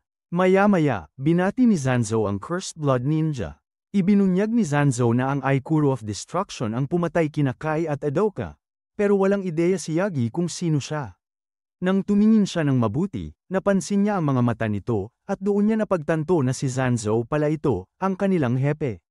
Ipinahayag ni Zanzou na gumagamit ng droga ang mga Gokudo para palakasin ang sarili. Sinaliksik ni Shaki ang gamot at nalaman niyang halo ito ng iba't ibang steroids at mga Chinese herbs. Sinubukan ni Zanzou ang gamot sa isang daga, at sa kapangyarihang yun, napatumba ng daga ang isang oso. Sa ngayon, nasa tuktok ng kumpiyansa ang Gokudo. Kaya sigurado si Zanzou na nagbabalak na naman sila ng isang kasamaan para muling lumabas ang mga ninja. Sa kabilang banda, si Hiroki ay nagbubuntong hininga habang iniisip kung bakit napakaraming tao ang galit sa buhay nilang pangmatanda. Nagtanong si Kaoami kung ano ang plano niya. Kaya ipinaliwanag ni Hiroki na uunahin niyang tawagan ang mga kaibigan niyang nasa iba't ibang panig ng mundo. Ang una ay isang lalaking namumuhay sa dumi. Ang asawa niya ay walang tigil sa kakadaldal, at minsan ay iniisip na niyang tapusin ang lahat. Siya si Alpha. Samantala, may isang lalaki namang tinatreto ng masama ng kanyang boss. Isa siyang walang paninindigan, laging tahimik kahit inaapi. Pero nakatanggap siya ng tawag mula kay Alpha. Ipinaliwanag nito ang sitwasyon, at tuwang-tuwa si Sigma nang marinig na tinatawag silang muli ng kanilang leader. Nang muli siyang insultuhan ng boss niya, sinuntok niya ito ng sunod-sunod at sabay nag-resign sa trabaho. Sa isang larong baseball naman, todo sigaw ang mga fans para sa manlalarong si Omega. Maaari siyang magtala ng bagong record ng home run sa susunod niyang palo. Kilala siya bilang Human Whirlwind, pero sa kabila ng mga sigawan at papuri, wala siyang nararamdaman. Hanggang biglang sinabi sa kanya na may tawag siya mula kay Sigma. Dating squad commander si Omega, kaya buong respeto niyang kinausap si Lieutenant Sigma. Ipinaliwanag ni Sigma ang sitwasyon, kaya agad iniwan ni Omega ang lahat para sa kanyang tunay na misyon. Isa-isa nang tinawagan ang mga dating kasamahan sa iba't ibang panig ng mundo. Iisa lang ang sigaw nila, babalik na ang gintong panahon. Sa loob lamang ng ilang minuto, idineklara ni Hiroki na 50,000 lalaki ang magtitipon kinabukasan. Napahanga si Kaoami at nagtanong kung ano ang plano nila. Ipinaliwanag ni Hiroki na ang tunay na kalayaan ng mga biker gang ay ang mabaliw ng walang limitasyon, dahil sa ganun, nawawala ang sakit at pagkabagot ng buhay. Noong araw, ninakaw ng mga ninja ang pangarap nilang mundo. 100,000 lalaki ang lumaban ng buong tapang, pero kalahati sa kanila ang nasawi. Kaya ngayon, layunin ni Hiroki na buhayin muli ang pangarap na yun, magdala ng kaligtasan sa mga pagod na matatanda, at maghayganti sa mga ninja. Samantala, inalala ni Shin ang bili ni Zanzou na maging alerto sa anumang kakaibang galaw. Napansin niya si Kaoami na nakikipag-usap sa kanyang boss. Sa kabilang lugar naman, kinukuhanan si Hiroki ng mga litrato kasama ang kanyang mga fans. Hinahangaan siya ng lahat, pero tiningala niya ang langit at bulong niya. Hindi kita kailanman kakalimutan. Ilang sandali pa, dumating na ang mga tauhan ni Hiroki. Halos maiyak sila sa muling pagkikita nila ng kanilang boss. Namangha si Hiroki sa tagumpay ni Omega bilang baseball star, pero sabi ni Omega, masaya lang siyang makabalik. Sabay-sabay nilang inamin, mahirap maging adulto. Sa kabilang banda, nagkita sina Shin at Kaoami kay Shaki. Nagkunwari si Shaki na kapitbahay ni Shin at nagulat nang malaman niyang may kaibigan pala ito. Biglang tumawag ang boss ni Kaoami kaya agad siyang umalis, humihingi ng paumanhin. Sinabi ni Shin kay Shaki na si Kaoami ang una at tanging kaibigan niya. At sigurado siya, may kakaiba sa taong yun. Dahil sa huling pag-uusap nila, napagtanto ni Shin na si Kaoami lang ang nakapagpatawa sa kanya muli. Nagulat ng husto si Shaki sa narinig at napaluha siya. Alam ng lahat na nakakakilala kay Shin kung gaano kahirap siyang patawanin, at kahit isa, wala pang nagtagumpay. Pero si Kaoami ang kauna-unahang tao na nakapagpangiti sa kanya. Kaya sang-ayon si Shaki, totoo nga, isang mabuting kaibigan si Kaoami. May mga bagay siyang gustong sabihin, pero pinili niyang manahimik. Hindi niya balak sabihin kailanman ang totoo, at ililibing na lang niya sa puso niya ang nararamdaman. Hanggang sa huli ng kanyang buhay, mamahalin niya si Shin ng palihim, tahimik ngunit totoo. Pagsapit ng gabi, nagsimula ng magtipon ng biker gang ni Hiroki. Muling nabuhay ang alamat matapos ang 20 taon. Ipinagmalaki ni Hiroki na ang lahat ng ito ay dahil kay Kaoami. Kung hindi dahil sa kanya, hindi nila makokolekta ang 30,000 sasakyan na kailangan nila. Malaking halaga ang nagastos, pero sabi ni Kawami, sulit yan. Mas maganda pa rin makita na muling bumibiyahe ang alamat ng kalsada. Nagyosi silang dalawa, tumingin sa malayo, at binati ang isa't isa ng good luck. Sa Ninja Base, isang uwak ang Damapo para maghatid ng balita. Puno ng panganib ang Tidal Highway. Pero mas masama pa rito, si Shaki ay nakadiskubre ng isang nakakakilabot na lihim. Nanginginig siya sa takot habang tinititigan ang larawang hawak niya. Isang imahe na hindi pa kailanman nakita. Ito ang larawan mula sa cellphone ni Kai, at doon malinaw na nakuhanan kung sino ang pumatay sa kanya. Nang makita ni Shin at Shaki ang mukha sa larawan, agad nilang nakilala kung sino yun. Makalipas ang ilang sandali, makikita natin si Hiroki na biglang lumakas matapos gumamit ng Gokudo drugs. Buong yabang niyang sinabi na ngayong gabi, ibabalik niya at ng kanyang grupo ang sigla ng kanilang kabataan. Agad namang nagmamaneho ng mabilis ang kanyang mga tauhan sa mga kalsada. Habang nasa telepono, nagbigay ng mensahe si Hiroki sa kanyang grupo. Sinabi niya na kalimutan nila ang bigat ng pagiging adulto, ngayong gabi, babalik sila sa dati nilang anyo. Ramdam ng mga pulis ang tindi ng puwersa ng grupo ni Hiroki, kaya desperado silang humingi ng backup. Pero wala ring silbi, sobrang dami ng mga Gokudo, at wala silang balak huminto. Ipinangako ni Hiroki na tutuparin niya ang mga pangarap ng kanyang grupo at ibabalik sila sa ginintoang panahon nila. Sa kabilang banda, nagkakagulo na ang mga pulis habang nag-a-announce na may mga sasakyan ng Gokudo na papalapit mula sa iba't ibang direksyon patungo sa Taito Highway. Sinubukan nilang harangan ang daan, pero sumigaw si Hyoki sa kanyang mga tauhan na durugin ang lahat ng nakaharang. Mabilis nilang binangga at winasak ang mga harang ng pulis. Natigilan ang mga pulis nang makapasok ang mga Gokudo sa highway. Si Hiroki naman ay labis na natuwa at idineklara niyang lahat ng makaharang sa kanila ay mamamatay. Habang nagaganap ito, pinapanood ng mga ninja ang Taito Highway na ngayon ay nagliliyab. Napansin ni Zanzo na iba na ngayon, hindi na motorsiklo o lowriders ang gamit ng Gokudo, kundi mga kotse na. Nagtanong si Zanta kung may ideya ba ang iba kung anong ibig sabihin nito. Ipinaliwanag ni Shin na malinaw, naghahanap ng laban ng Gokudo. Ginagawa nila ito para akitin palabas ang mga ninja. Pero ngumiti lang si Zanzo at sinabing ayos lang sa kanya, dahil kahit 30,000 Gokudo cars pa yan, lalaban sila. Ipinahayag ni Zanzo na silang 5 ay sapat na para durugin ang buong Gokudo gang. Pumayag ang lahat, sabi ni Zanzo, isuot na nila ang kanilang gamit, oras na para magpiesta laban sa kasamaan. Sa di kalayuan, may isang lalaki na desperadong gisingin ang kanyang ina na nasugatan sa highway. Paparating na ang mga Gokudo na may masamang balak, pero sakto namang dumating ang mga ninja. Malakas na sigaw ni Shin, oras na para mamatay ang mga Gokudo. Sa bilis ng kanyang kamay, pinahinto niya ang mga kotse sa ere at winasak ang mga ito sa loob lang ng ilang segundo. Ipinaliwanag ni Zanzo na paikot-ikot sa Taito Highway ang Gokudo sa 4 na ruta. Ang trabaho ng mga ninja ay maghintay sa bawat daan at pigilan sila kahit ilang minuto lang, sapat na yun para magdikit-dikit ang mga kotse at maging harang. Yan mismo ang ginawa ni Shin. Sa isang iglap, nakagawa siya ng napakalaking pile-up explosion habang patuloy na bumabangga ang mga Gokudo sa isa't isa. Samantala, hindi makapaniwala si Prime Minister Aida sa gulong nangyayari. Sinabihan siyang tumakas, pero napansin niya ang isang kakaibang tao sa malayo, si Zanzo pala yun. Alam niyang delikado kung matuklasan ang pagkakakilanlan niya bilang ninja, pero naisip niyang kaya naman niyang baguhin ang anyo ng kanyang mukha. Ngunit mas mahalaga, dumating na ang mga Gokudo, kaya ginamit niya ang kanyang compliant destruction at spectacular bloom of blister and heat attack. Habang nagliliyab ang buong highway, sumigaw si Zanzo, para ito sa mga kasama kong namatay.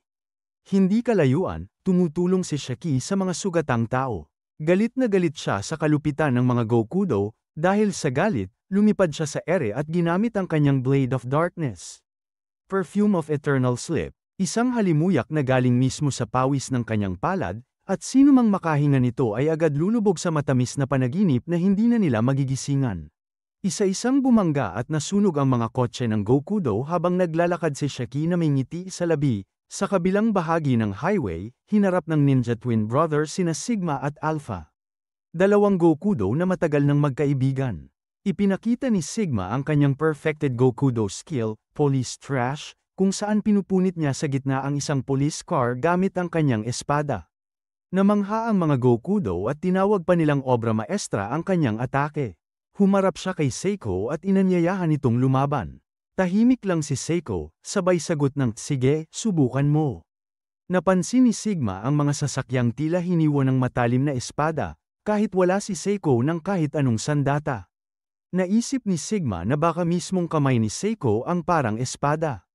Alam niyang delikado kapag nakalapit ito, pero hindi siya umatras, umatake siya ng buong lakas.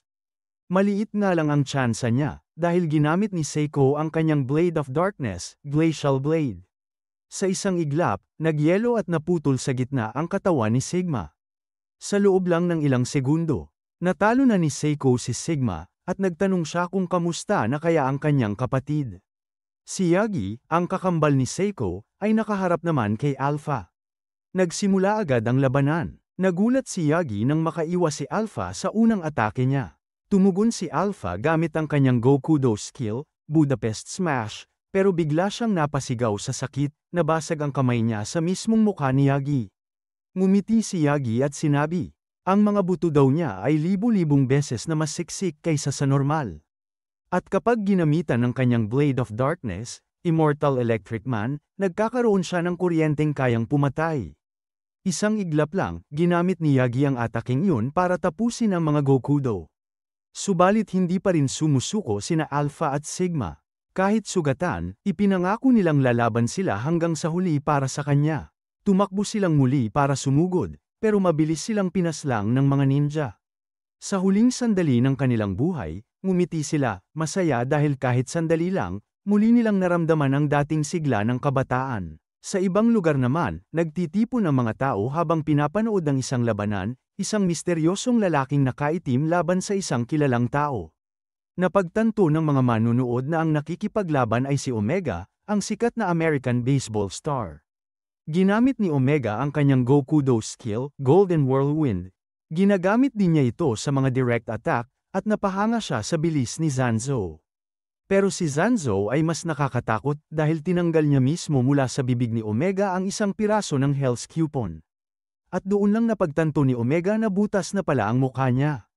Ngumiti si Omega at tila natuwa pa, sabay sabing matagal na raw mula nang huli siyang makaharap ng kalabang sulit hampasin ng bat. Doon sinabi ni Zanzo na fan pala siya ng baseball at napanood niya ang lahat ng laro ni Omega. Isa raw si Omega sa mga paboritong home run hitters sa kasaysayan ng American baseball, at dahil doon, alam niyang may matinding disiplina at pagmamahal ito sa laro.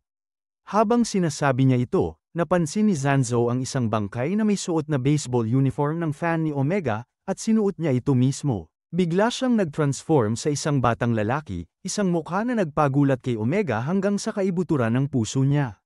Bilang bata, ngumiti si Zanzo at sinabing, "Kuya Omega, pa-home run ka naman para sa akin." Nag-flashback tayo sa nakaraan, nakita si Omega na umiiyak sa ospital matapos pumanaw ang batang yon. Tinangka siyang aliwin ng kaibigan niya. Sinabihan siyang hindi kayang gamutin ng baseball ang sakit.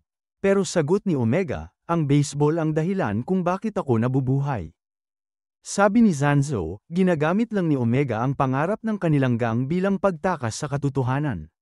Tumakbo raw siya palayo sa baseball nang masaktan siya ng mundo. Pero bilang tagahanga ng baseball, nakiusap si Zanzo, sabihin mo, Omega, mahal mo pa rin ba ang baseball?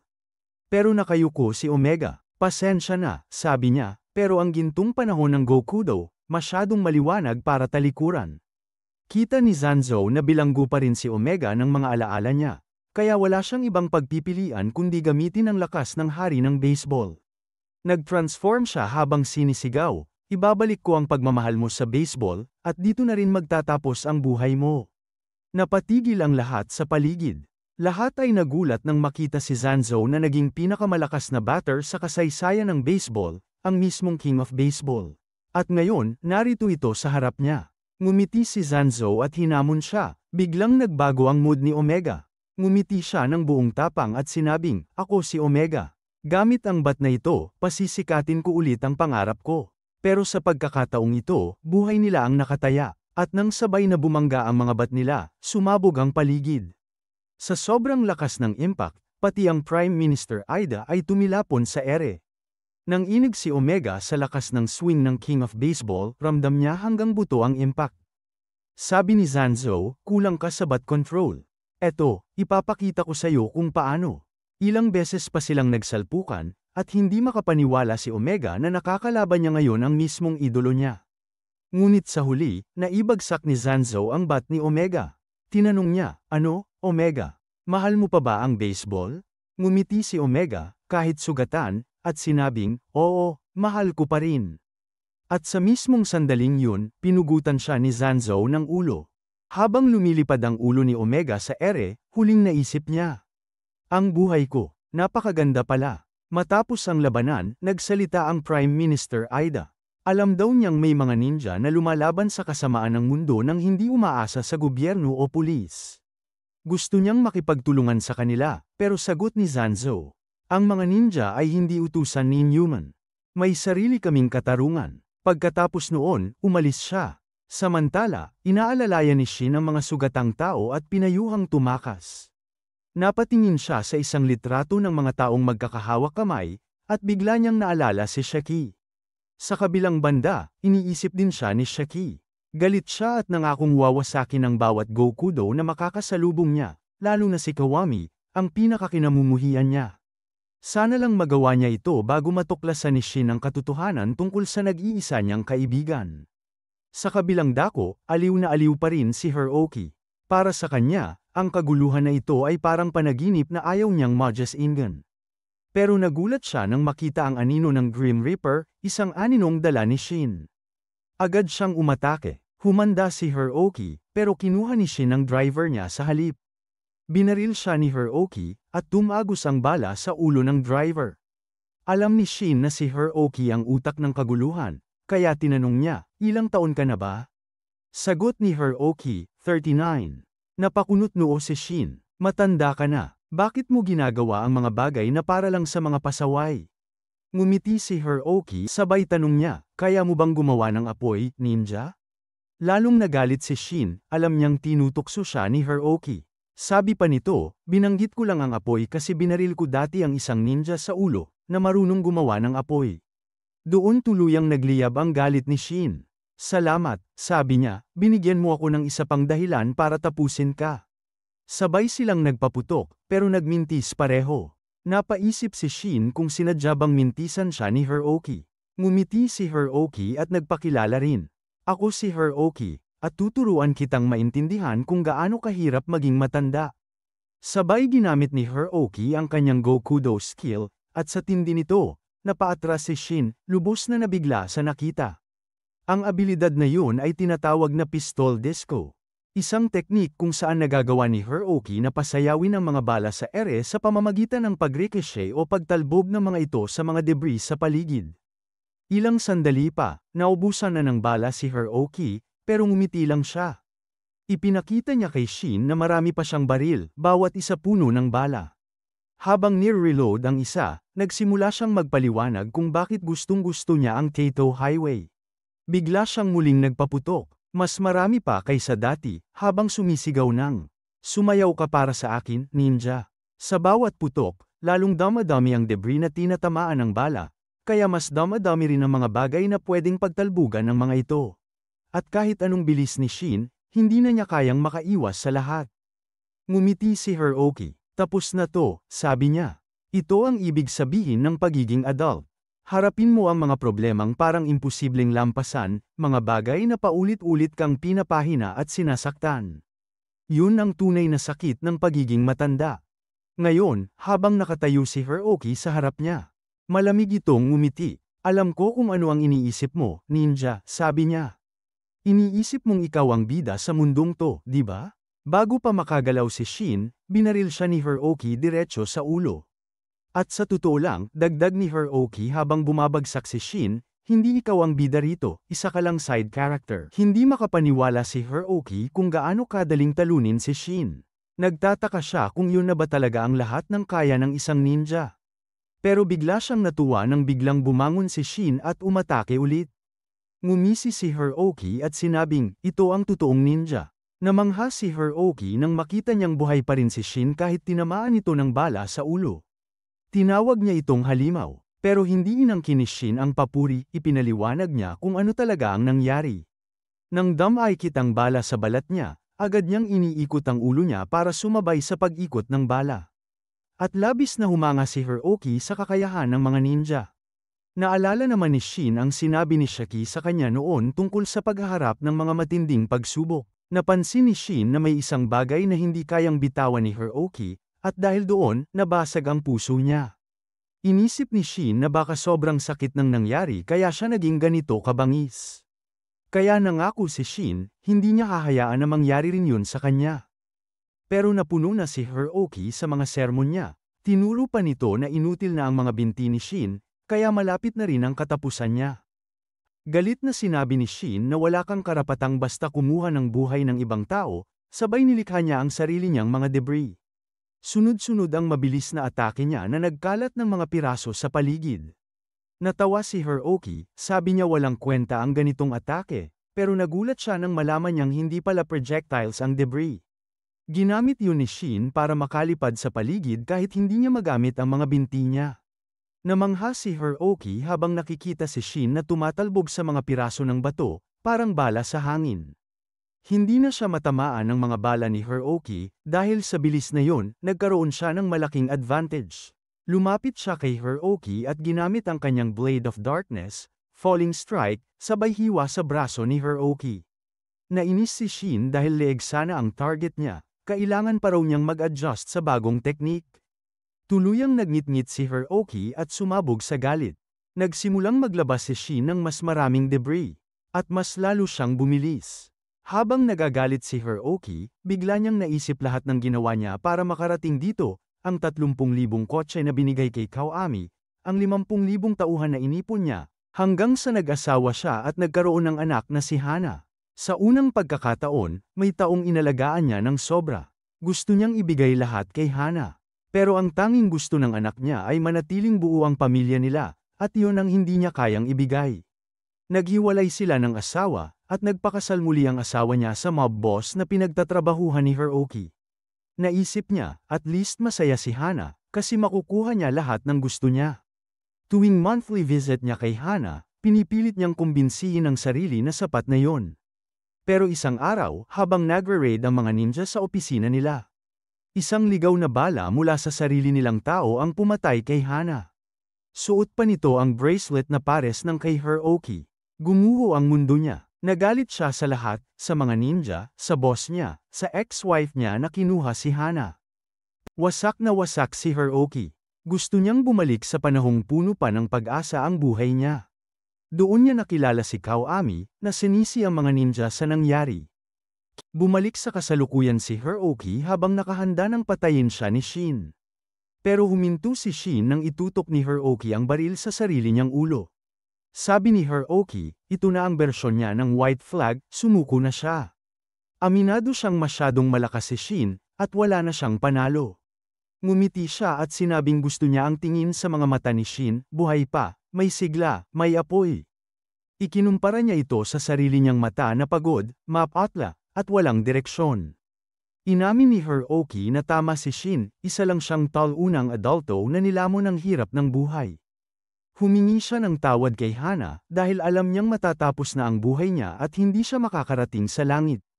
Pero kahit sa huling sandali, baliw pa rin si Hiroki dahil plano pa rin niyang maghiganti. Itinutok niya ang baril sa ulo niya at pinaputok. Pero habang lumilipad ang bala sa loob ng kanyang bungo, ginamit niya ang kanyang kakayahan para kontrolin ito, pinaikot-ikot niya ang bala sa loob ng ulo niya mismo. Ang plano niya, tumalbog ito palabas sa tamang anggulo para tamaan si Shin nang hindi inaasahan. Tinawag niya itong Gokuro skill, end of the world. Pero sobrang galing ni Shin. Nahuli niya ang lumalabas na bala gamit lang ang mga daliri niya at itinapon ito paakyat sa langit. Hindi makapaniwala si Hiroki, paano nalaman ni Shin ang plano niya. Ngumiti si Shin at sinabing nakita niya sa mga mata ni Hiroki na may tinatago ito. At sa isang mabilis na galaw, pinutol ni Shin ang ulo ni Hiroki. Pagmulat ni Hiroki, nakita niya ang sarili niya sa harap ng dalawang hagdanan. Sa dulo ng hagdan, sinalubong siya ng mga dati niyang kaibigan. Ngumiti si Hiroki at sigaw niya, "Tara na! Sakay na tayo, papunta sa impyerno." Napatigil si Shin sa nasaksihan. Kahit sa kamatayan, ngumiti si Hiroki. Napaamin tuloy si Shin na, ang cool din ng lokong yun. Samantala, sa ibang lugar, natulog si Gamet dahil sa kakayahan ni Shaki. At nanaginip siya tungkol sa kanyang ina, kung paano siya laging sinasabihan nito na mahal siya ng kanyang mga magulang. Pero biglang naputol ang tahimik na sandali nang lumitaw ang isang lalaki na nagngangalang Daijin. Sinabi ni Daijin na hindi totoo ang panaginip ni Gamet. Nagulat si Gamet nang makita ang mga patay niyang kaibigan sa paligid. Ayon kay Daijin, hindi raw kailanman niyakap siya ng kanyang ina, sa halip, palagi itong masungit at malupit sa kanya. Sinabihan niya si Gamet na magising sa kasinungalingang panaginip na yun at ipaghiganti ang mga kaibigan niya. Biglang bumangon si Gamet mula sa nasusunog na kotse. Sa kabilang panig, ipinakilala ni Shaki ang sarili niya sa mga Gokudo at sinabing wala siyang ibang pagpipilian kundi tapusin ang buhay nila. Sagot naman ni Gamet, ipinakilala rin niya ang sarili at sinabing panig siya ng mga batang may mga pusong durog. Ngumisi siya at sinabing gusto lang niyang tapusin ang mga buhay ng tao, at tinanong kung may masama ba roon. Pinatulog siya ni Shaki gamit ang kanyang kakayahan, pero bigla siyang nagising ulit dahil sa mga imahe ng kanyang mga patay na kaibigan. Gulat si Shaki, dapat imposibleng magising ang sinuman sa ilalim ng kanyang sleep ability. Nagkubli si Gamet habang pinagmamasdan si Shaki na tila nagpapalabas ng isang mapanganib na enerhiya sa hangin. Agad niyang tinakpan ng tape ang kanyang mukha. Napakunot noo si Shaki, ganito ka ba talaga lalaban? Pero laking gulat niya nang biglang umatake si Gamet, at kahit mukhang wala sa lugar ang galaw, delikado ito. Alam ni Shaki na baliw ang batang ito, pero hindi siya pwedeng magpakampante. Kahit nakapiring, nataman niya si Shaki ng direkta. Hindi makapaniwala si Shaki, paano niya ito nakikita gayong sarado ang mga mata niya. Naalala ni Gamet ang ina niya, ang pagmamahal na ibinibigay nito araw-araw. Dahil sa mga brutal nitong pagsasanay, natutunan niyang mabuhay ng higit 30 minuto nang hindi humihinga. Kalma si Shaki sa umpisa, pero habang tumatagal, hindi na niya kaya, lalong lumala ang sitwasyon nang makita niya sa kanyang ninja vision ang isang paparating na anino, si Kawami. Ginamit niya ang kanyang Gokuro skill, Pestilence, at tinusok niya si Shaki. Napasigaw si Shaki sa sobrang sakit. Ipinaliwanag ni Gamet na tinamaan niya ang atay ni Shaki, at ang sakit na yon ay parang impyerno mismo. Sa gitna ng kanyang paghihirap, tinawag siyang halimaw ni Gamet. Sabay paulit-ulit na pinagtataga habang nilalabas ang galit na naiipon sa loob niya. Sa huli, nakahanap ng pagkakataon si Shaki at itinulak siya gamit ang fragrance skill niya. Dumating si Kawami at natuwa nang makita si Gamet, lalo na nang sabihin nitong pinatay niya ang isang ninja. Pero buhay pa si Shaki. Mahina na, pero nakiusap siya kay Kawami na lumapit. Gusto niyang siya mismo ang makapagpatay kay Kawami bago siya tuluyang mawala. Bigla, napaatras si Kawami nang hindi niya alam kung bakit. Maging si Gamet ay natakot, ramdam nilang may kakaiba. Sigurado si Gamet na tinamaan niya ang atay ni Shaki, kaya imposibleng gumagalaw pa ito. Ngunit gumagapang si Shaki, halos patay na, pero buo ang loob. Sabi niya, hindi ako mamamatay hanggat hindi ko natatapos si Kawami. Handa siyang ibuwis ang buhay para dalhin ang kalaban sa walang hanggang tulog. Nang maramdaman ni Gamet ang nakakalaso na gas na kumakalat, agad niyang hinayla si Kawami palayo. Habang nakahandusay si Shaki, humihingal at halos wala ng lakas. Habang nakatingala, napangiti siya ng mapait.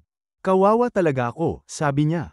Ang pagiging makasarili ko ang dahilan kung bakit nakatakas sila. Naalala niya kung paano napatay ang kanyang mga magulang sa alitan ng dalawang grupo ng Goku, at kung paanong naging ninja siya para protektahan ang iba.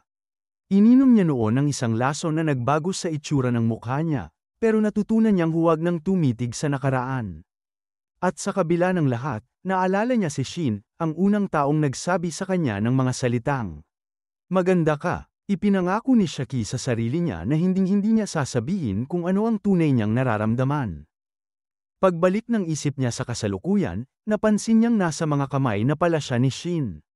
Kitang-kita sa mukha ni Shin ang pag-aalala. Pero ayaw ni Shaki na makita siya nito sa ganitong itsura, madungis, mahina, at tila hindi na siya ang dati. Alam ni Shin kung gaano niya kinamumuhian ang sarili, kaya agad niyang sinabi, "Palagi kang maganda, Shaki."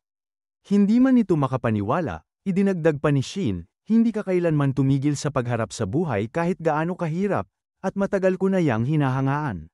Mahal kita, Shaki. Mahal ko kung paano mo pinili ang mabuhay." Lubos na nabigla si Shaki sa mga salitang yon. Habang papalapit ang wakas ng kanyang buhay na puno ng pagtitiis, naramdaman niya ang lubos na kaligayahan. Kung ganito pala ang pakiramdam ng mamamatay, na puno ng saya at pagmamahal, handa raw siyang ulitin ito ng paulit-ulit. Masaya si Shaki sa mga bisig ni Shin, at nagtapos ang kanyang buhay na may ngiti sa labi. Sandaling nagluksa si Shin, pero agad siyang napuno ng galit. Napansin niyang may tape ang hawak ni Shaki na espada, palatandaan na si Gammod ang may kagagawan nito. Samantala, malapit lang doon, nagpaalam si Kawami kay Hiroki. Inihalin tulad niya ito sa isang karakter na si Yan Kira mula sa Princess Anime, isang bayani na hinangaan ng mga Shandrat sa buong mundo. Natalo man siya ng bida, ang karisma at pagmamahal niya sa kanyang mga kasamahan ay hindi malilimutan ni Kawami. Nangako si Kawami na hinding-hindi niya kakalimutan si Hiroki, at sabay silang nagsindi ng huling sigarilyo. Maya-maya, sinabi ni Gammod, "Tayo naman ang lalaban sa mga ninja ngayon." Tahimik lang si Kawami, nagtataka kung ano na namang kabaliwan ang plano ng batang yon. Pagkalipas ng ilang sandali, naghahapunan si Shin kasama si Kawami. Hindi maiwasan ni Shin mapansin kung gaano kasosyal ang lugar, kaya ipinaliwanag ni Kawami na may mini-celebration siya para sa isang kaibigan. Kakatapos lang daw ng kaibigan niyang yun sa isang malaking project, pero hindi ito nakarating sa dinner. Wala na silang magagawa tungkol doon, kaya sabi ni Kawami, dapat sulitin na lang nila at pag-usapan ng buong puso ang Flash Princess Anime. Habang nagkukwentuhan sila, unti-unting nagagalit si Shin. Naalala niya kasi si Shaki. Napansin yun ni Kawami, kaya sinabi ni Shin na naiinis siya tuwing naiisip niya si Gakamira, isang child of madness na nilikha gamit ang mahiwagang kapangyarihan ng mga kalaban. Samantala, may kinausap si Gammod, ang ina niya. Masayang-masaya niya itong kinukwentuhan tungkol sa napili niyang bagong target at kung paano niya balak tapusin ang buhay nito. Humihingi siya ng payo, at tuwang-tuwa siya dahil tinutulungan siya ng ina niya, kahit nabangkay na pala ito. Sa hideout ng mga ninja, ibinunyag ni Siko ang resulta ng autopsy kay Shaki. Namatay siya dahil sa organ failure na dulot ng isang tamang-tamang turok. Nabigla si Yagi, akala niya ay na-poison si Shaki. Pero walang nakitang lason sa weapon na nakuha nila. Tumagos lang talaga ang isang tama hanggang atay niya, kaya bumigay ito. Ibig sabihin, ang skill ng kalaban ay hindi lason, kundi isang uri ng sakit na nakamamatay. At nalaman lang nila ito dahil naisuko ni Shaki ang weapon ng kalaban bago siya mamatay. Ibinuwis niya ang buhay niya para mag-iwan ng impormasyon tungkol sa kaaway. Ang transformed na si Zanzo ay sinisisi ang sarili dahil hinati niya ang puwersa nila sa laban. Wala na silang magagawa ngayon, kaya sabi niya, sana pagtawanan na lang siya ni Shaki sa kabilang buhay dahil sa pagiging useless niyang leader. Si Shin naman ay nag-aapoy sa galit. Sigurado siyang si Gammod ang pumatay kay Shaki, at siya rin ang kumuha sa mata niya noon. Kaya kabisado ni Shin ang skill ng taong yon. Tinanong ni Siko kung may nakuha ba si Shaki mula sa camera footage, pero sinabi ni Zando na wala. Hindi nila ma-open ang computer ni Shaki, sobrang secured at imposibleng i-unlock. Paglabas ni Shin, nadaanan niya ulit ang mga batang naghahanap ng makakasama sa party nila. Naalala niya tuloy ang sinabi sa kanya ni Kawami, kung nakatawa na ba ulit siya simula noong beses na nag-joke sila sa bar. Siyempre, ang sagot ay hindi. Kaya pinayuhan siya ni Kawami na maghanap ng bagong kaibigan. Dahil bawat bagong tao ay pwedeng magbigay ng spark na maaaring magbago sa kanya, at isa roon, baka sakaling makapagpapangiti sa kanya. Sa kabilang banda, nagpapanik ang mga nakasut dahil nawawala ang Prime Minister na si Kichi. Kailangan daw nila itong mahanap bago malaman ng media. Si Kichi naman, abala sa pagdisguise sa sarili, masaya siyang pumasok sa Flash Princess Store, namamangha sa bagong merchandise. Nalula siya sa sobrang dami ng choices hanggang sa nag-meltdown siya. Buti na lang, dumating si Shin para bumili ng Tokyo exclusive na Princess Grape. Dahil halatang expert si Shin, humingi ng tulong si Kichi. Sabi niya, bibili siya para sa apo niya, pero wala siyang alam. Tinulungan siya ni Shin, pero nang sabihin ni Kichi na hinahanap niya ang blue character na student council president, napakamot si Shin, ang dami kayang ganon sa Flash Princess. Dahil clueless si Kichi, tinuruan siya ni Shin mula simula. Pinapanood niya ng ilang episodes, at doon na-realize ni Kichi na hindi girly anime ang Flash Princess, kundi isang malalim na kwento ng pag-ibig at pagkakaibigan. Nagpakilala si Shin, at agad namang nagsinungaling si Kichi, sinabi niyang ang pangalan niya ay Shinizuki. Pero pwede siyang tawagin na Shin. Tuwang-tuwa pa siya dahil ang bilis niyang nakaisip ng fake name. Pero nanatiling blank ang mukha ni Shin. Humingi ng sorry si Kichi, iniisip na baka naboard si Shin sa pagtuturo sa isang matandang katulad niya. Pero sinabi ni Shin na hindi siya naboard, hindi lang talaga siya makatawa o makangiti. Biglang nagwawala si Kichi, nagpo-pose, nagsasalita ng kung ano-ano, parang hero transformation. Sabi niya, mission daw niya ang protektahan ng ngiti ng lahat. Tiniyak ni Shin na hindi ito gag-ana, pero seryoso si Kichi, hanggang sa nadala siya, at na-reveal niya ang identity niya bilang Prime Minister. Sakto namang dumating ang mga guard niya at kinuha siya. Pag-alis niya, napahinto si Shin, nagpapanik, pero bigla siyang nabangga. Excited na excited ang taong yun na makita siya, at pagkaharap niya, si Gammod pala. Tinukso pa siya ni Gammod kung paano niya nakuha ulit ang mata niya. Nag-alab si Shin sa galit at pinangako niyang babayaran ni Gammod ang ginawa niya. Pero pinigilan siya ni Gammod. Sabi niya, mas masayang maglaban, pero pareho silang may tanong, kaya naupo sila sa isang restaurant. Diretsyong tinanong ni Shin kung si Gammod ba ang pumatay kay Shaki. Kinumpirma ito ni Gammod. Halos mabaliw si Shin sa galit, pero nagulat siya nang sabihin ni Gammod na napakalakas ni Shaki. Siya raw ang pinakamalakas na napatay niya, dahil muntik na raw siyang eye-slip ni Shaki kasama ang boss niya. Kaya napilitan siyang bamanat at patayin ito kaagad. Ito raw ang highest honor ng isang assassin. Pero pagkatapos noon, biglang tumingin siya kay Shin ng seryoso. Tinanong niya kung si Shin ba ang pumatay kay Hiroki. Ramdam na ramdam ang tensyon nang dahan-dahan niyang isinubo ang isang piraso ng Hell's Coupon. Siguradong sigurado si Gammod na si Shin ang pumatay kay Hiroki dahil pareho raw ang marka ng hiwa sa leg nito at sa hiwang ginawa ni Shin noong pinutol niya ang kamay ni Gammod. Pareho silang puno ng galit, at kinumpirma ni Shin na siya nga ang tumapos kay Hiroki. May batang papunta sana sa banyo, pero napansin niyang sobrang tensyonado ang dalawa. Umabot na sa sukdulan ng galit ni Shin, kaya gamit lang ang isang eraser ay sinira niya ang lahat ng kamera at ilaw sa restaurant. Wala nang nakakakita ng kahit ano, pero ramdam at rinig ng lahat ang mga bagay na lumilipad sa ere. Ito pala si Shin at si Gimo na nag-full battle mode na. Grabe ang bakbakan nila, halos sirain nila ang buong lugar, pero kahit ganun, nagawa pa rin ni Shin iligtas ang batang babae mula sa isang kutsilyong tumilapon. Salaitan silang umaatake, pero pantay na pantay ang lakas nila. Napansin ni Gammod na kahit ang mga sikat na atake ni Shin na kayang sum-iron ng Gokudo course ay napipigilan ng blade niya. Alam niyang nagtataka si Shin kung bakit, kaya ipinaliwanag niya ang sagot. Kaya niyang i-cancel ang lakas ni Shin gamit ang skill niya. Sa wakas, nakalapag si Gammod ng ilang tama kay Shin, at nagulat si Shin dahil diretsyong bituka niya ang tina-target. Nagdeklara si Gammod na isa siyang propesyonal sa espada at ipadadala niya si Shin sa kabilang buhay sa pinakamalupit na paraan.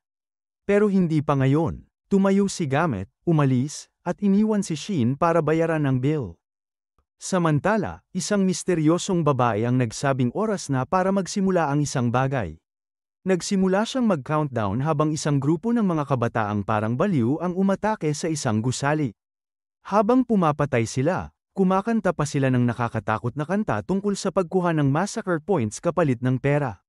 Winasak nila ang buong gusali, at may isa pang nagbunyi dahil makakakuha raw siya ng 3,000 points sa pag-eliminate ng isang boss.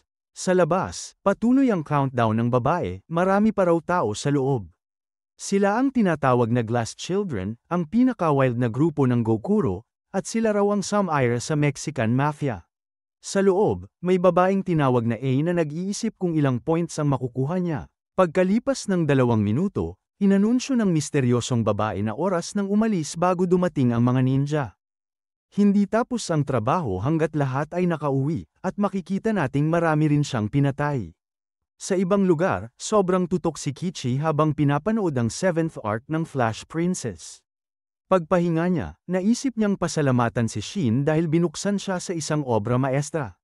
Siyempre, kailangan niyang balansehin ang trabaho niya bilang Prime Minister, kaya binuklat niya ang paperwork, at may isang dokumento na tumawag agad sa atensyon niya. Nakasulat dito ang pangalan ni Shin.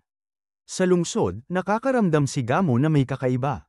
Bigla siyang nakasinghot ng amoy curry, amoy na nagpapaalala sa kanya ng nanay niya. Nagmamadali siyang umuwi, pero ang naghihintay sa kanya ay ang misteryosong babae, si Prima. Sinabihan niya si Prima na huwag basta-basta pumapasok sa bahay ng tao, pero sagot nito, nag-hello na raw siya sa nanay ni Gamet. Hindi alam ni Gamet na bangkay na ang nanay niya. Concerned si Prima dahil puro candy lang daw ang kinakain ni Gamet kapag mag-isa. Kaya bilang leader nila, ipinagluto niya ito ng totoong pagkain. Ayaw ni Gamet sa healthy food, pero pinipilit siya ni Prima. Tinanong pa kung nakakatulog ba siya ng maayos, hindi raw, 3 linggo na siyang walang tulog. Kaya tinulungan siya ni Prima matulog. Dumating si Balan dala ang pagkain, at napatahimik siya agad ni Prima. Nagulat siyang tulog si Gammod dahil ang totoo, tanging si Prima lang ang nakakapagpatulog sa kanya. Sabi niya, sobrang bilis ng utak ni Gammod at sobrang baliw, at dahil nga doon, siya ang madalas nagel iligtas sa kanila. Sana raw makapagpahinga siya ng maayos para paggising, makapagwala sila ulit. Kinabukasan, may nagulat kay Shin at sinabing may nagawa raw siyang amazing. Pagkatapos ng klase, nakita siya ni Kawami, at nabigla ito nang sabihin ni Shin na nanalo siya ng Prime Minister's Award dahil sa book report niya tungkol sa Flash Princess novel. Siguradong may mali raw ito, sabi ni Shin, pero sinigurado ni Kawami na hindi. Naniniwala siya kay Shin, kaya sabi niya, dapat masaya ka, Shin. Gusto ni Kawami na makapag-celebrate si Shin sa achievement niya, kaya hinihikayat niya itong ngumiti.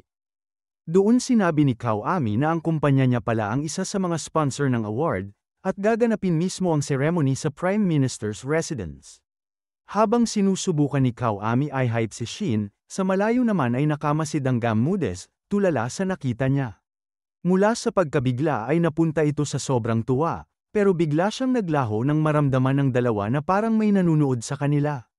Kinagabihan, may sarili namang selebrasyon ang Glass Children dahil oras na ulit para pumili ng bagong target.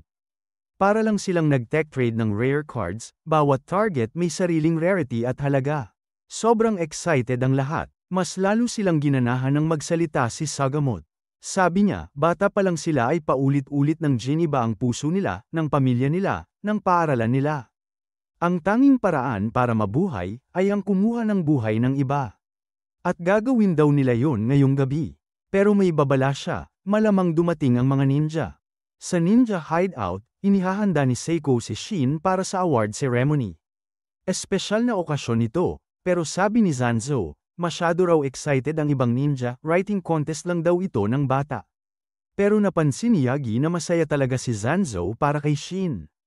Inamin niya na kagabi, sobrang lasing si Zanzo at todo cheer daw para kay Shin. Pero agad siyang pinatahimik nito. May isang seryosong paalala si Zanzo kay Shin, pupunta siya sa isang lugar na sobrang public. Alam na ito ni Shin, at nangakong hindi siya magkakamaling mabunyag ang identity niya. Samantala, iniisip ni Kawami kung bakit hindi sinasagot ni Gimo ang tawag niya. Ilang beses na itong hindi nagpapakita sa mga Goku 2 meetings, kaya nagtataka siya kung ano na namang pinaplano ng batang yun. Sa loob ng bahay ni Kichi, pinupuri niya si Shin dahil siya ang nagturo sa kanya tungkol sa Princess Anime series.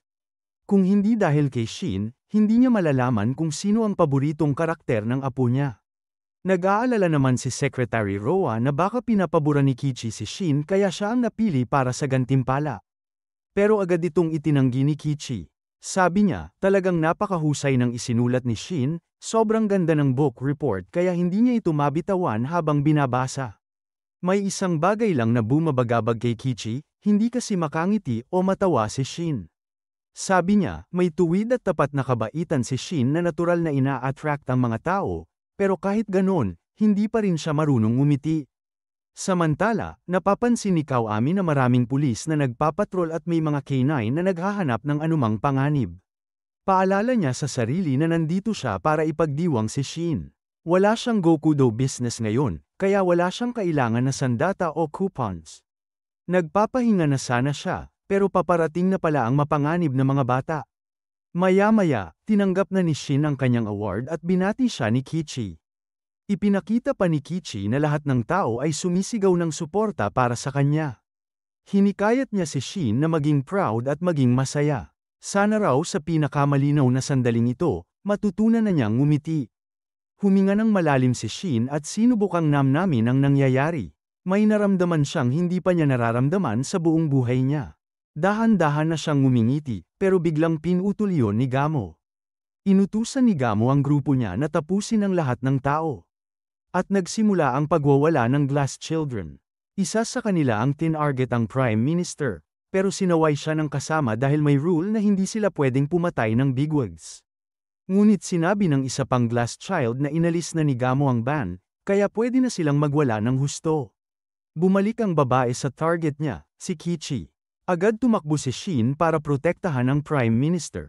Pero ganoon din si Roa. Ibinuwis ni Roa ang buhay niya para mailigtas si Kichi. Pilit tumatakbo ang mga tao palabas, pero mas marami pa silang nakakasalubong na mga nakakatakot na bata. Biglang lumabas si Gamet sa TV screen, at nagngingit-ngit si Shin nang makita siya.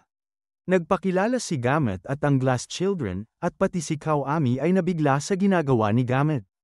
Pagkatapos, inanunsyo ni Gamet na magsisimula sila ng laro, lahat ng Glass Children laban sa lahat ng tao sa hall. Mas masama pa, sinabi niyang lahat ng iba pang tao sa buong gusali ay napatay na habang nagaganap ang awarding ceremony. Ipinaliwanag ni Gamet ang rules, kailangan nilang mahanap ang time bomb na nakatago sa gusali. Nagbigay siya ng napakaikling countdown tapos sumabog ang isang demo bomb. Sabi niya, ang totoong bomba ay 100x mas malakas, at may first hour lang sila para hanapin. Hindi makapaniwala si Kawami, but impressed pa rin siya at binigyan pa si Gamet ng full 100 points para sa kasamaan niya. Pero dahil pangit ang timing ni Gamet, bigla niya itong binigyan ng 0. Nagtakip ng mata ang mga bata at nagbilang hanggang 100 para bigyan ng head start ang mga tao. Nagkakagulo ang lahat. Samantala, hirap na huminga si Roa at pinilit na paalisan si Kichi, pero tumanggi itong iwan ang matagal niyang kaibigan. Hindi pumayag si Roa, at sinabi ng bodyguard na mauubusan na sila ng oras. Paunti-unti nang nauubos ang tao sa hall, pero si Shin ay tulala lang. Ito dapat ang pinakamasayang araw, ngayon, pinapanood niya lang habang namamatay ang pinakamalapit na kaibigan ni Kichi. Nagpaalam si Roa, at pumanaw. Si Shin lang ang natira para makakita nito, at naglalagablab ang galit sa loob niya. Napansin ni Gamo na tapos nang magbilang ang mga bata, pero may isang dummy na hindi tumakbo. Tinukso nila si Shin, nang sumugod ang mga bata, nagbabala si Shin. Kapag may hinawakan kayong kahit sino sa mga kaibigan ko, babalik ko ng 100 beses. Na-excite lalo si Gamet kaya inutusan niyang magwala ang ibang bata. May mga guard na halos malapit ng mapatay, pero bigla silang nailigtas, si Shin pala ang hamarang. Iniisip niya ang kailangan niyang gawin. Una, iligtas ang civilians. Pangalawa, hanapin at i-defuse ang time bomb. Pangatlo, tapusin si Gamo. At panghuli, burahin ang lahat ng bata na may duct tape sa mukha. Sa ibang banda, na-corner ang governor, pero sinagip siya ni Seiko at Yagi. Sa kabilang lugar, nagtataka si Idol kung anong nangyayari. Hindi niya namalayan ang briefing ni Gamet. Ipinaliwanag ng ibang bata na may bomba sa 4th floor at kailangan nilang pumatay para sa points. Pero nagulat sila nang bigla silang pinugutan ni Idol. Tinanggal niya ang duct tape, at lumabas na siya pala si Zanzo, naka-transformation. Kinilabutan si Zanzo. Parang deja vu, sabi ng narrator, tama ang obserbasyon ni Zanzo, pero hindi mapipigilan ang pag-ikot ng kapalaran. Ang unang malaking turning point ay magaganap sa Prime Minister's residence. Ibig sabihin, hindi mapipigilan ang paghaharap ng dalawang pinakamahalagang tao. Sa restroom, nag-iisip si Kawami. Wala siyang weapon, wala rin siyang coupons. Paglabas niya, agad siyang sinalubong ng isang glass child na tuwang-tuwa dahil may nakita siyang target. Pero nagtataka siya, bakit 100 massacre points lang ang halaga ni Kawami? Para raw siyang basura, pero kailangan niya ang points kaya papatayin niya pa rin. Sa ibang lugar, nagtataka si Primal kung bakit sobrang baba ng points ni Kawami, gayong siya ang ama ni Gamit. Sinabi naman ni Kimot na ayos lang yun, dahil kapag mataas ang value ni Kawami, lahat ng bata hahabol sa kanya at mamamatay lang sila. Hindi niya ito ginagawa para protektahan si Kawami, ginagawa niya ito para hindi mamatay ang mga kasama niya. Ayon sa kanya, may abnormal na talino at intuit ayon si Kawami, laruan lang ang puso ng tao sa kanya. Kahit mababa ang points na lumalabas, totoo raw na si Kawami ay isang halimaw. Ipinakita agad ng eksena kung gaano ito kay Toto, yung batang gustong pumatay kay Kawami kanina, ngayon umiiyak at naglalabas ng sama ng loob habang kino-comfort siya ni Kawami. Pero palabas lang yun, kinuha ni Kawami ang kutsilyo ng bata. Nakuha niya ang impormasyon, ang bomba ay nasa 4th floor. At pagkatapos, tinapos niya ang buhay nito. Ipinaliwanag ni Kawami na may isang parte ng katawan na kaya pang pagandahin ng Hell's Coupon, ang 1 milimetro line sa pagitan ng cervical vertebrae. Doon siya tumira para mapugutan ang kalaban ng walang anumang droga. Nadismaya siya dahil hindi itinuro sa mga bata ang konseptong ito, pero naalala niyang siya ang employer nila, kaya responsibilidad niya yun. Pagkasabi yun, naging seryoso si Kawami. Inamin niyang nung itinatag ang Glass Children, siya ang rank #1. Siya ang predecessor, at ang tunay niyang halaga, 800,000 massacre points. Nang inig ang bata sa takot. Sabi ni Kawami, wala nang nakakapagpagalaw ng puso niya, even ang sarili niyang mga anak. Pero, may isang bagay siyang naalala. Matagal na niyang hindi nararamdaman ang emosyon, pero iba kapag kasama niya si Shin. Sa ibang lugar, sinabi ni Gamit na paparating na ang mga ninja at inutusan niya si Prima na pamwesto. Siya raw ngayon ang kanyang kanang kamay, at sa kanya ang pinakamahalagang mission. Panahon na para gawin nila ang nakasanayan nilang gawin. Kaya, kinagat ni Prima ang dila niya, at sabi ni Gammod, mas ganado na raw siya ngayon. Oras na para magsimulang pumatay. At nangako si Prima na ibibigay niya ang lahat. Sa ibang lugar, patuloy na binabasag ni Zanzo ang mga kalaban.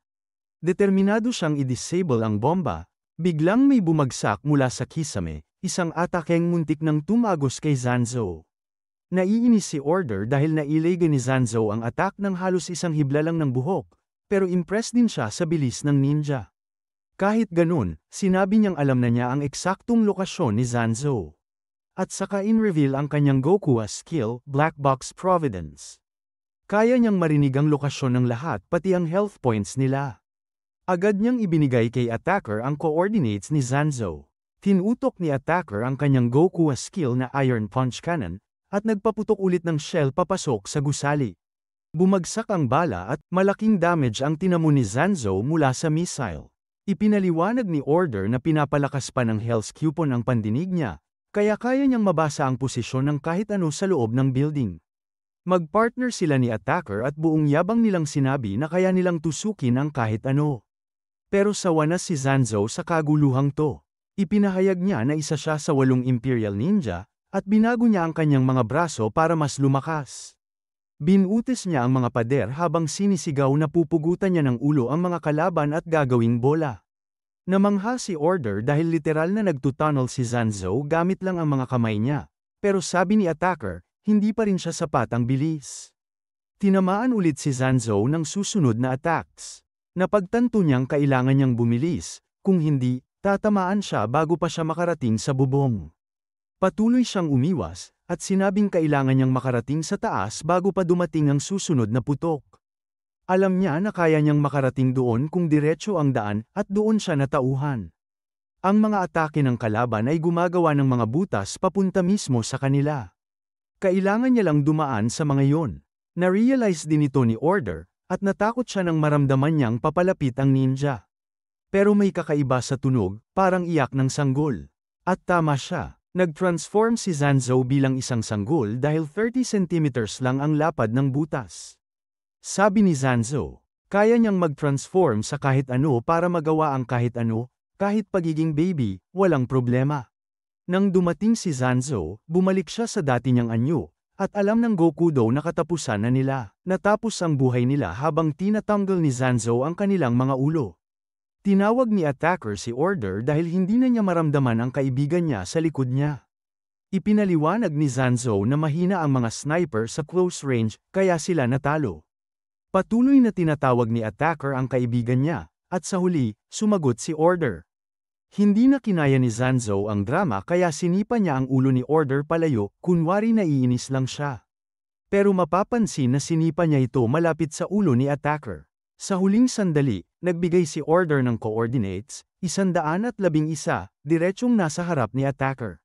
Sinabi niya na nandoon siya, na palagi siyang nasa tabi niya, na magkasama sila, kahit sa huling pagkakataon. Lumakad ng paalis si Zanzo, nagsasabing tapos na ang trabaho. At sa huling frame, makikita na sina Order at attacker ay pumanaw, pero nakangiti. Sa nakaraan, makikita na planado na ni Zanzo ang lahat. Balik sa kasalukuyan, sina Siko at Yagi ay mabilis na nagtanggal ng ilang intruders. Paalala ni Siko sa nakababatang kapatid na may utos silang manatiling magkasama, at sagot naman ni Yagi, alam niya na yon. Pero bigla siyang makarinig ng isang batang babae na humihingi ng saklolo. Paglingon ni Siko, bigla na lang nawala si Yagi.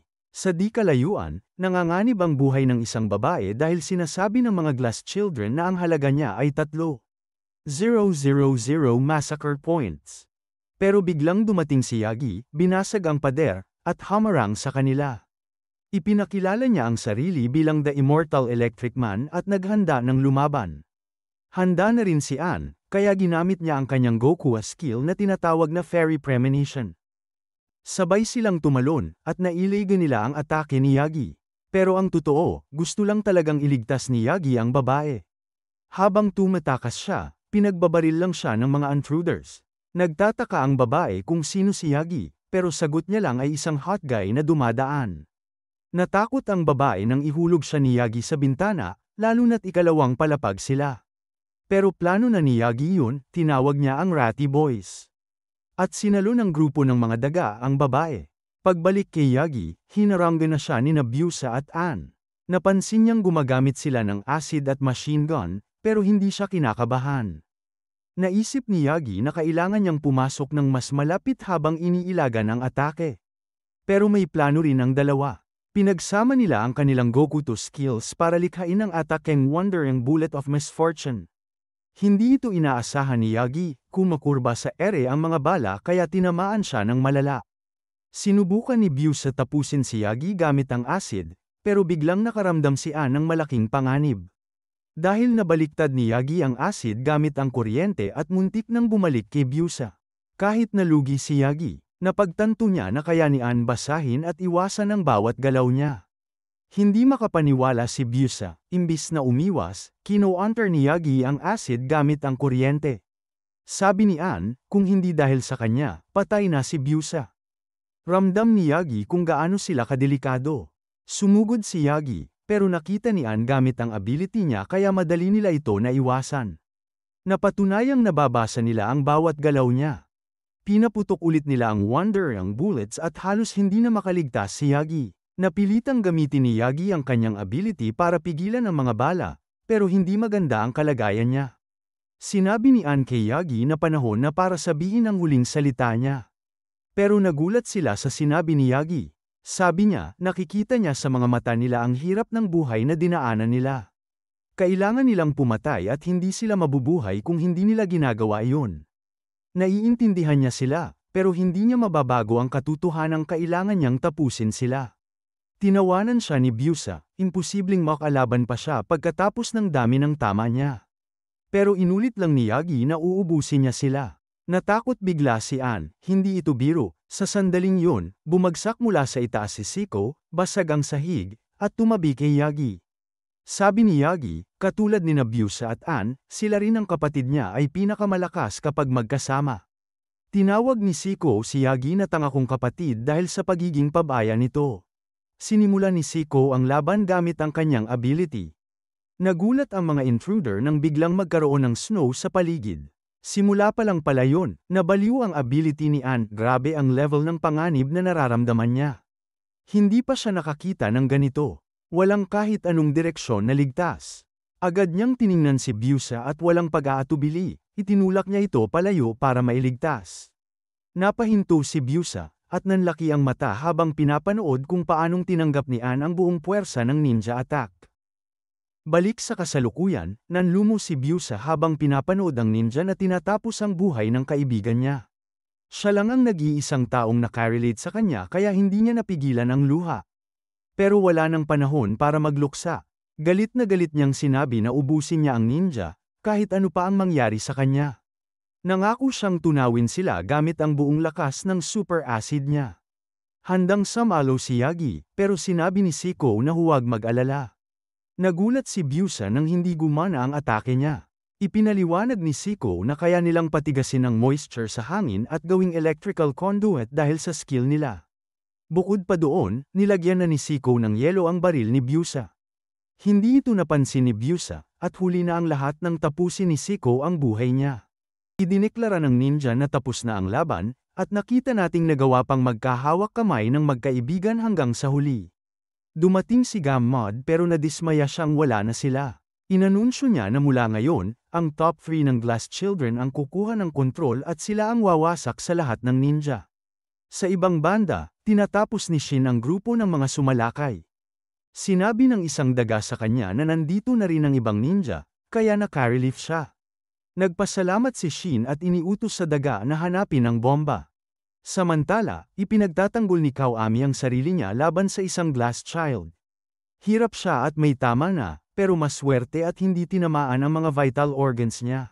Kinuha niya ang isa sa mga health coupons na nakuha niya sa tiyan ng mga Glass Children. Subalit dahil tinamaan ng stomach acid, 1 segundo lang ang epekto ng mga ito.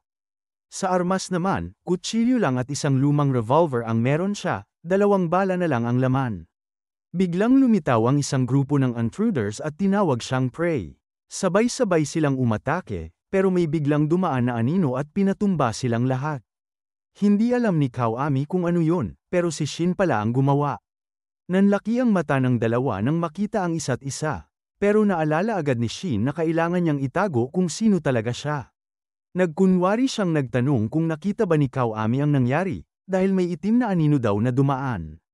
Hindi ito pinagdudahan ni Kawami, mas inalala pa niya ang sugat sa mukha ni Shin. Sinabi ni Shin na tumigil na ang pagdurugo at hindi nataman ang mata niya. Naalala tuloy ni Kawami na may blonding lalaki na pina-flat ang kanang mata ni Gammod dati. Nagtanong si Shin kung anong problema, pero sinabi ni Kawami na wala.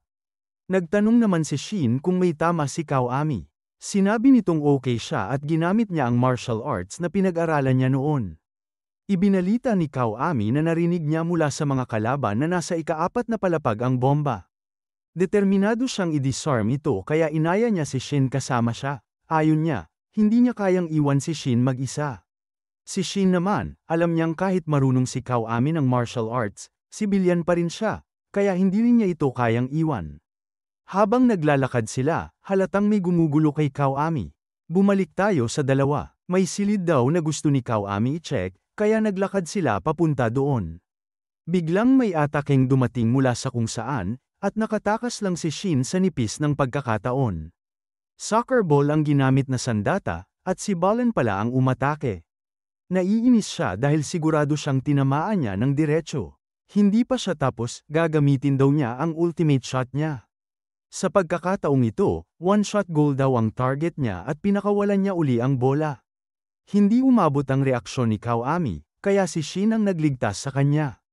Malaki ang butas na iniwan ng bola sa pader, at hindi makapaniwala si Shin sa lakas ng soccer ball ni Ballen. Hindi pa siya nakikita ang katulad nito. Mas malakas si Ballen kaysa sa lahat ng nakalaban nila. Kung hindi gagawa agad ng paraan si Shin, malalagay sa panganib si Kawami. Habang iniisip ni Shin ang gagawin, alam niyang delikado ang sitwasyon. Kung lalaban siya ng harapan, malalaman ni Kawami na isa siyang ninja. Samantala, si Kawami naman ay iniisip kung bakit ang bagal ng reaksyon niya kapag wala ang health coupon. Kaya tinanong niya si Shin kung nakita ba nito ang nangyari. Nagpanggap si Shin na hindi niya masyadong nakita, pero alam niyang pareho silang nasa matinding panganib. Sinabi niya na intuit ayon lang ang dahilan kung bakit niya nailigtas si Kawami. Pero hindi mapakali si Kawami. Kung ganun kabilis makareact si Shin, baka hindi nga siya isang normal na tao. Bukod pa rito, ang hiwa sa mata ni Shin, mukhang luma, parang dating sugat na nabuksan ulit. Habang pinagmamasdan niya si Shin, mas lalo nagiging malinaw ang mga clue. Pero sa hindi maipaliwanag na dahilan, pilit itong dinideny ng puso niya. Hindi niya alam kung bakit, pero parang may humaharang sa kanya para tanggapin ang katotohanan. Ano bang problema ko? Bulong niya sa sarili. Si Shin naman, patuloy na nag-iisip kung paano niya poprotektahan si Kawami nang hindi nahuhuli ang tunay niyang pagkatao. Pwede niyang kunin si Kawami at tumakbo, pero magiging madali silang target kung normal lang ang bilis nila. Kung gagamit siya ng ninja speed, tiyak na mabubuking siya. At doon napagtanto ni Kawami ang isang nakakagulat na tanong na hindi pa niya naisip kahit kailan. Ninja ba si Shin? Habang lumalakas ang hinala ni Kawami, si Shin naman ay naninindigan sa sarili. Kahit anumang mangyari, poprotektahan ko si Kawami. Pero wala siyang maisip na paraan na hindi magbibigay ng ebidensya sa tunay niyang pagkakakilanlan. Biglang may kakaibang tunog silang narinig. Si Balan ang gumawa noon. Ipinagmamalaki niya na nasa kanya pa rin ang turn. Ipinapaliwanag niya na ang tira niya ay kayang kumerba sa kahit ano, kaya nitong bumalik mula sa lupa at umatake ulit. At ngayon, diretsyong papunta yon kay Kawami. Kailangan ni Shin na kumilos, pero kung gagalaw siya sa ninja speed, siguradong mabubuking siya. Pero halos wala ng oras. Papalapit na ang bola upang tapusin ang buhay ni Kawami. At doon naalala ni Shin ang lahat, ang unang pagkikita nila. Sa isang iglap, nagdesisyon siya. Tumalon siya sa harap ng bola at tinanggap ng direkta ang atake, para mailigtas ang kaibigan. Mabagsik ang tama, at bagsak si Shin, halos hindi makahinga. Pero ngumiti lang si Shin at mahina niyang sinabi na masaya siyang umabot siya sa oras para mailigtas ito. Si Balan, na nanunood, ay hindi makapaniwalang may nakaligtas sa ultimate shot niya. Biglang naalala niya kung saan niya nakita ang dalawang ito, si Gammod ang nagpakita ng mukha nila at nagbabala pa na huwag siyang makisali dahil hindi niya kakayanin. Pero hindi yun gusto ni Balan. Gusto niyang maging kapaki-pakinabang kay Gammod. Samantala, lumalala ang lagay ni Shin. Hindi makita ni Kawami kung paano nailega ni Shin ang direct hit. Pero buhay pa siya, kaya siguro hindi tinamaan ng todo. Pero mas nakakatakot, kung ninja si Shin, kaya nitong mabuhay kahit direct hit. Hindi malaman ni Kawami ang totoo dahil hindi niya nakita ang mismong impact. Pero ang alam niya, ibinuwis ni Shin ang buhay niya para mailigtas siya. Pero may isa pang tinig sa loob niya. Hindi yan ang oras para isipin yan. Delikado tayo, pero kahit anong pilit niyang i-focus ang isip, hindi niya mapigil ang isipin ang katotohanan, lahat ng palatandaan ay nagtuturo sa isang sagot, ninja si Shin. At habang sinusubukan niyang labanan ang pag-iisip na ito, biglang sumakit ang ulo niya. Si Shin, halos mawalan na ng lakas, alam niyang kailangan niyang tumayo kaagad para protektahan si Kawami. At biglang nagsalita si Kawami. Sa unang pagkakataon, malinaw ang desisyon niya. Shin, sa ngayon, magtitiwala ako sa iyo. At tanong niya, pwede mo rin ba akong pagkatiwalaan? Nabigla si Shin, pero wala ng oras. Handa na si Balan sa susunod niyang ultimate shot, determinado na maging kapaki-pakinabang kay Gammod. Pero ngayon, nakatayo ng matatag si Kawami. Kami ni Shin, lalaban ng magkasama. Kung nag-enjoy ka sa recap na to, huwag mong kalimutang i-like, i-share, at mag-subscribe dito sa Ani Saga. At kung bitin ka pa, nandyan pa ang iba pang epic na recaps, kaya i-binge mo na habang mainit. This is Ani Saga, delivering anime recaps na solid, mabilis, at nakakabighani. Kita-kits sa susunod na episode.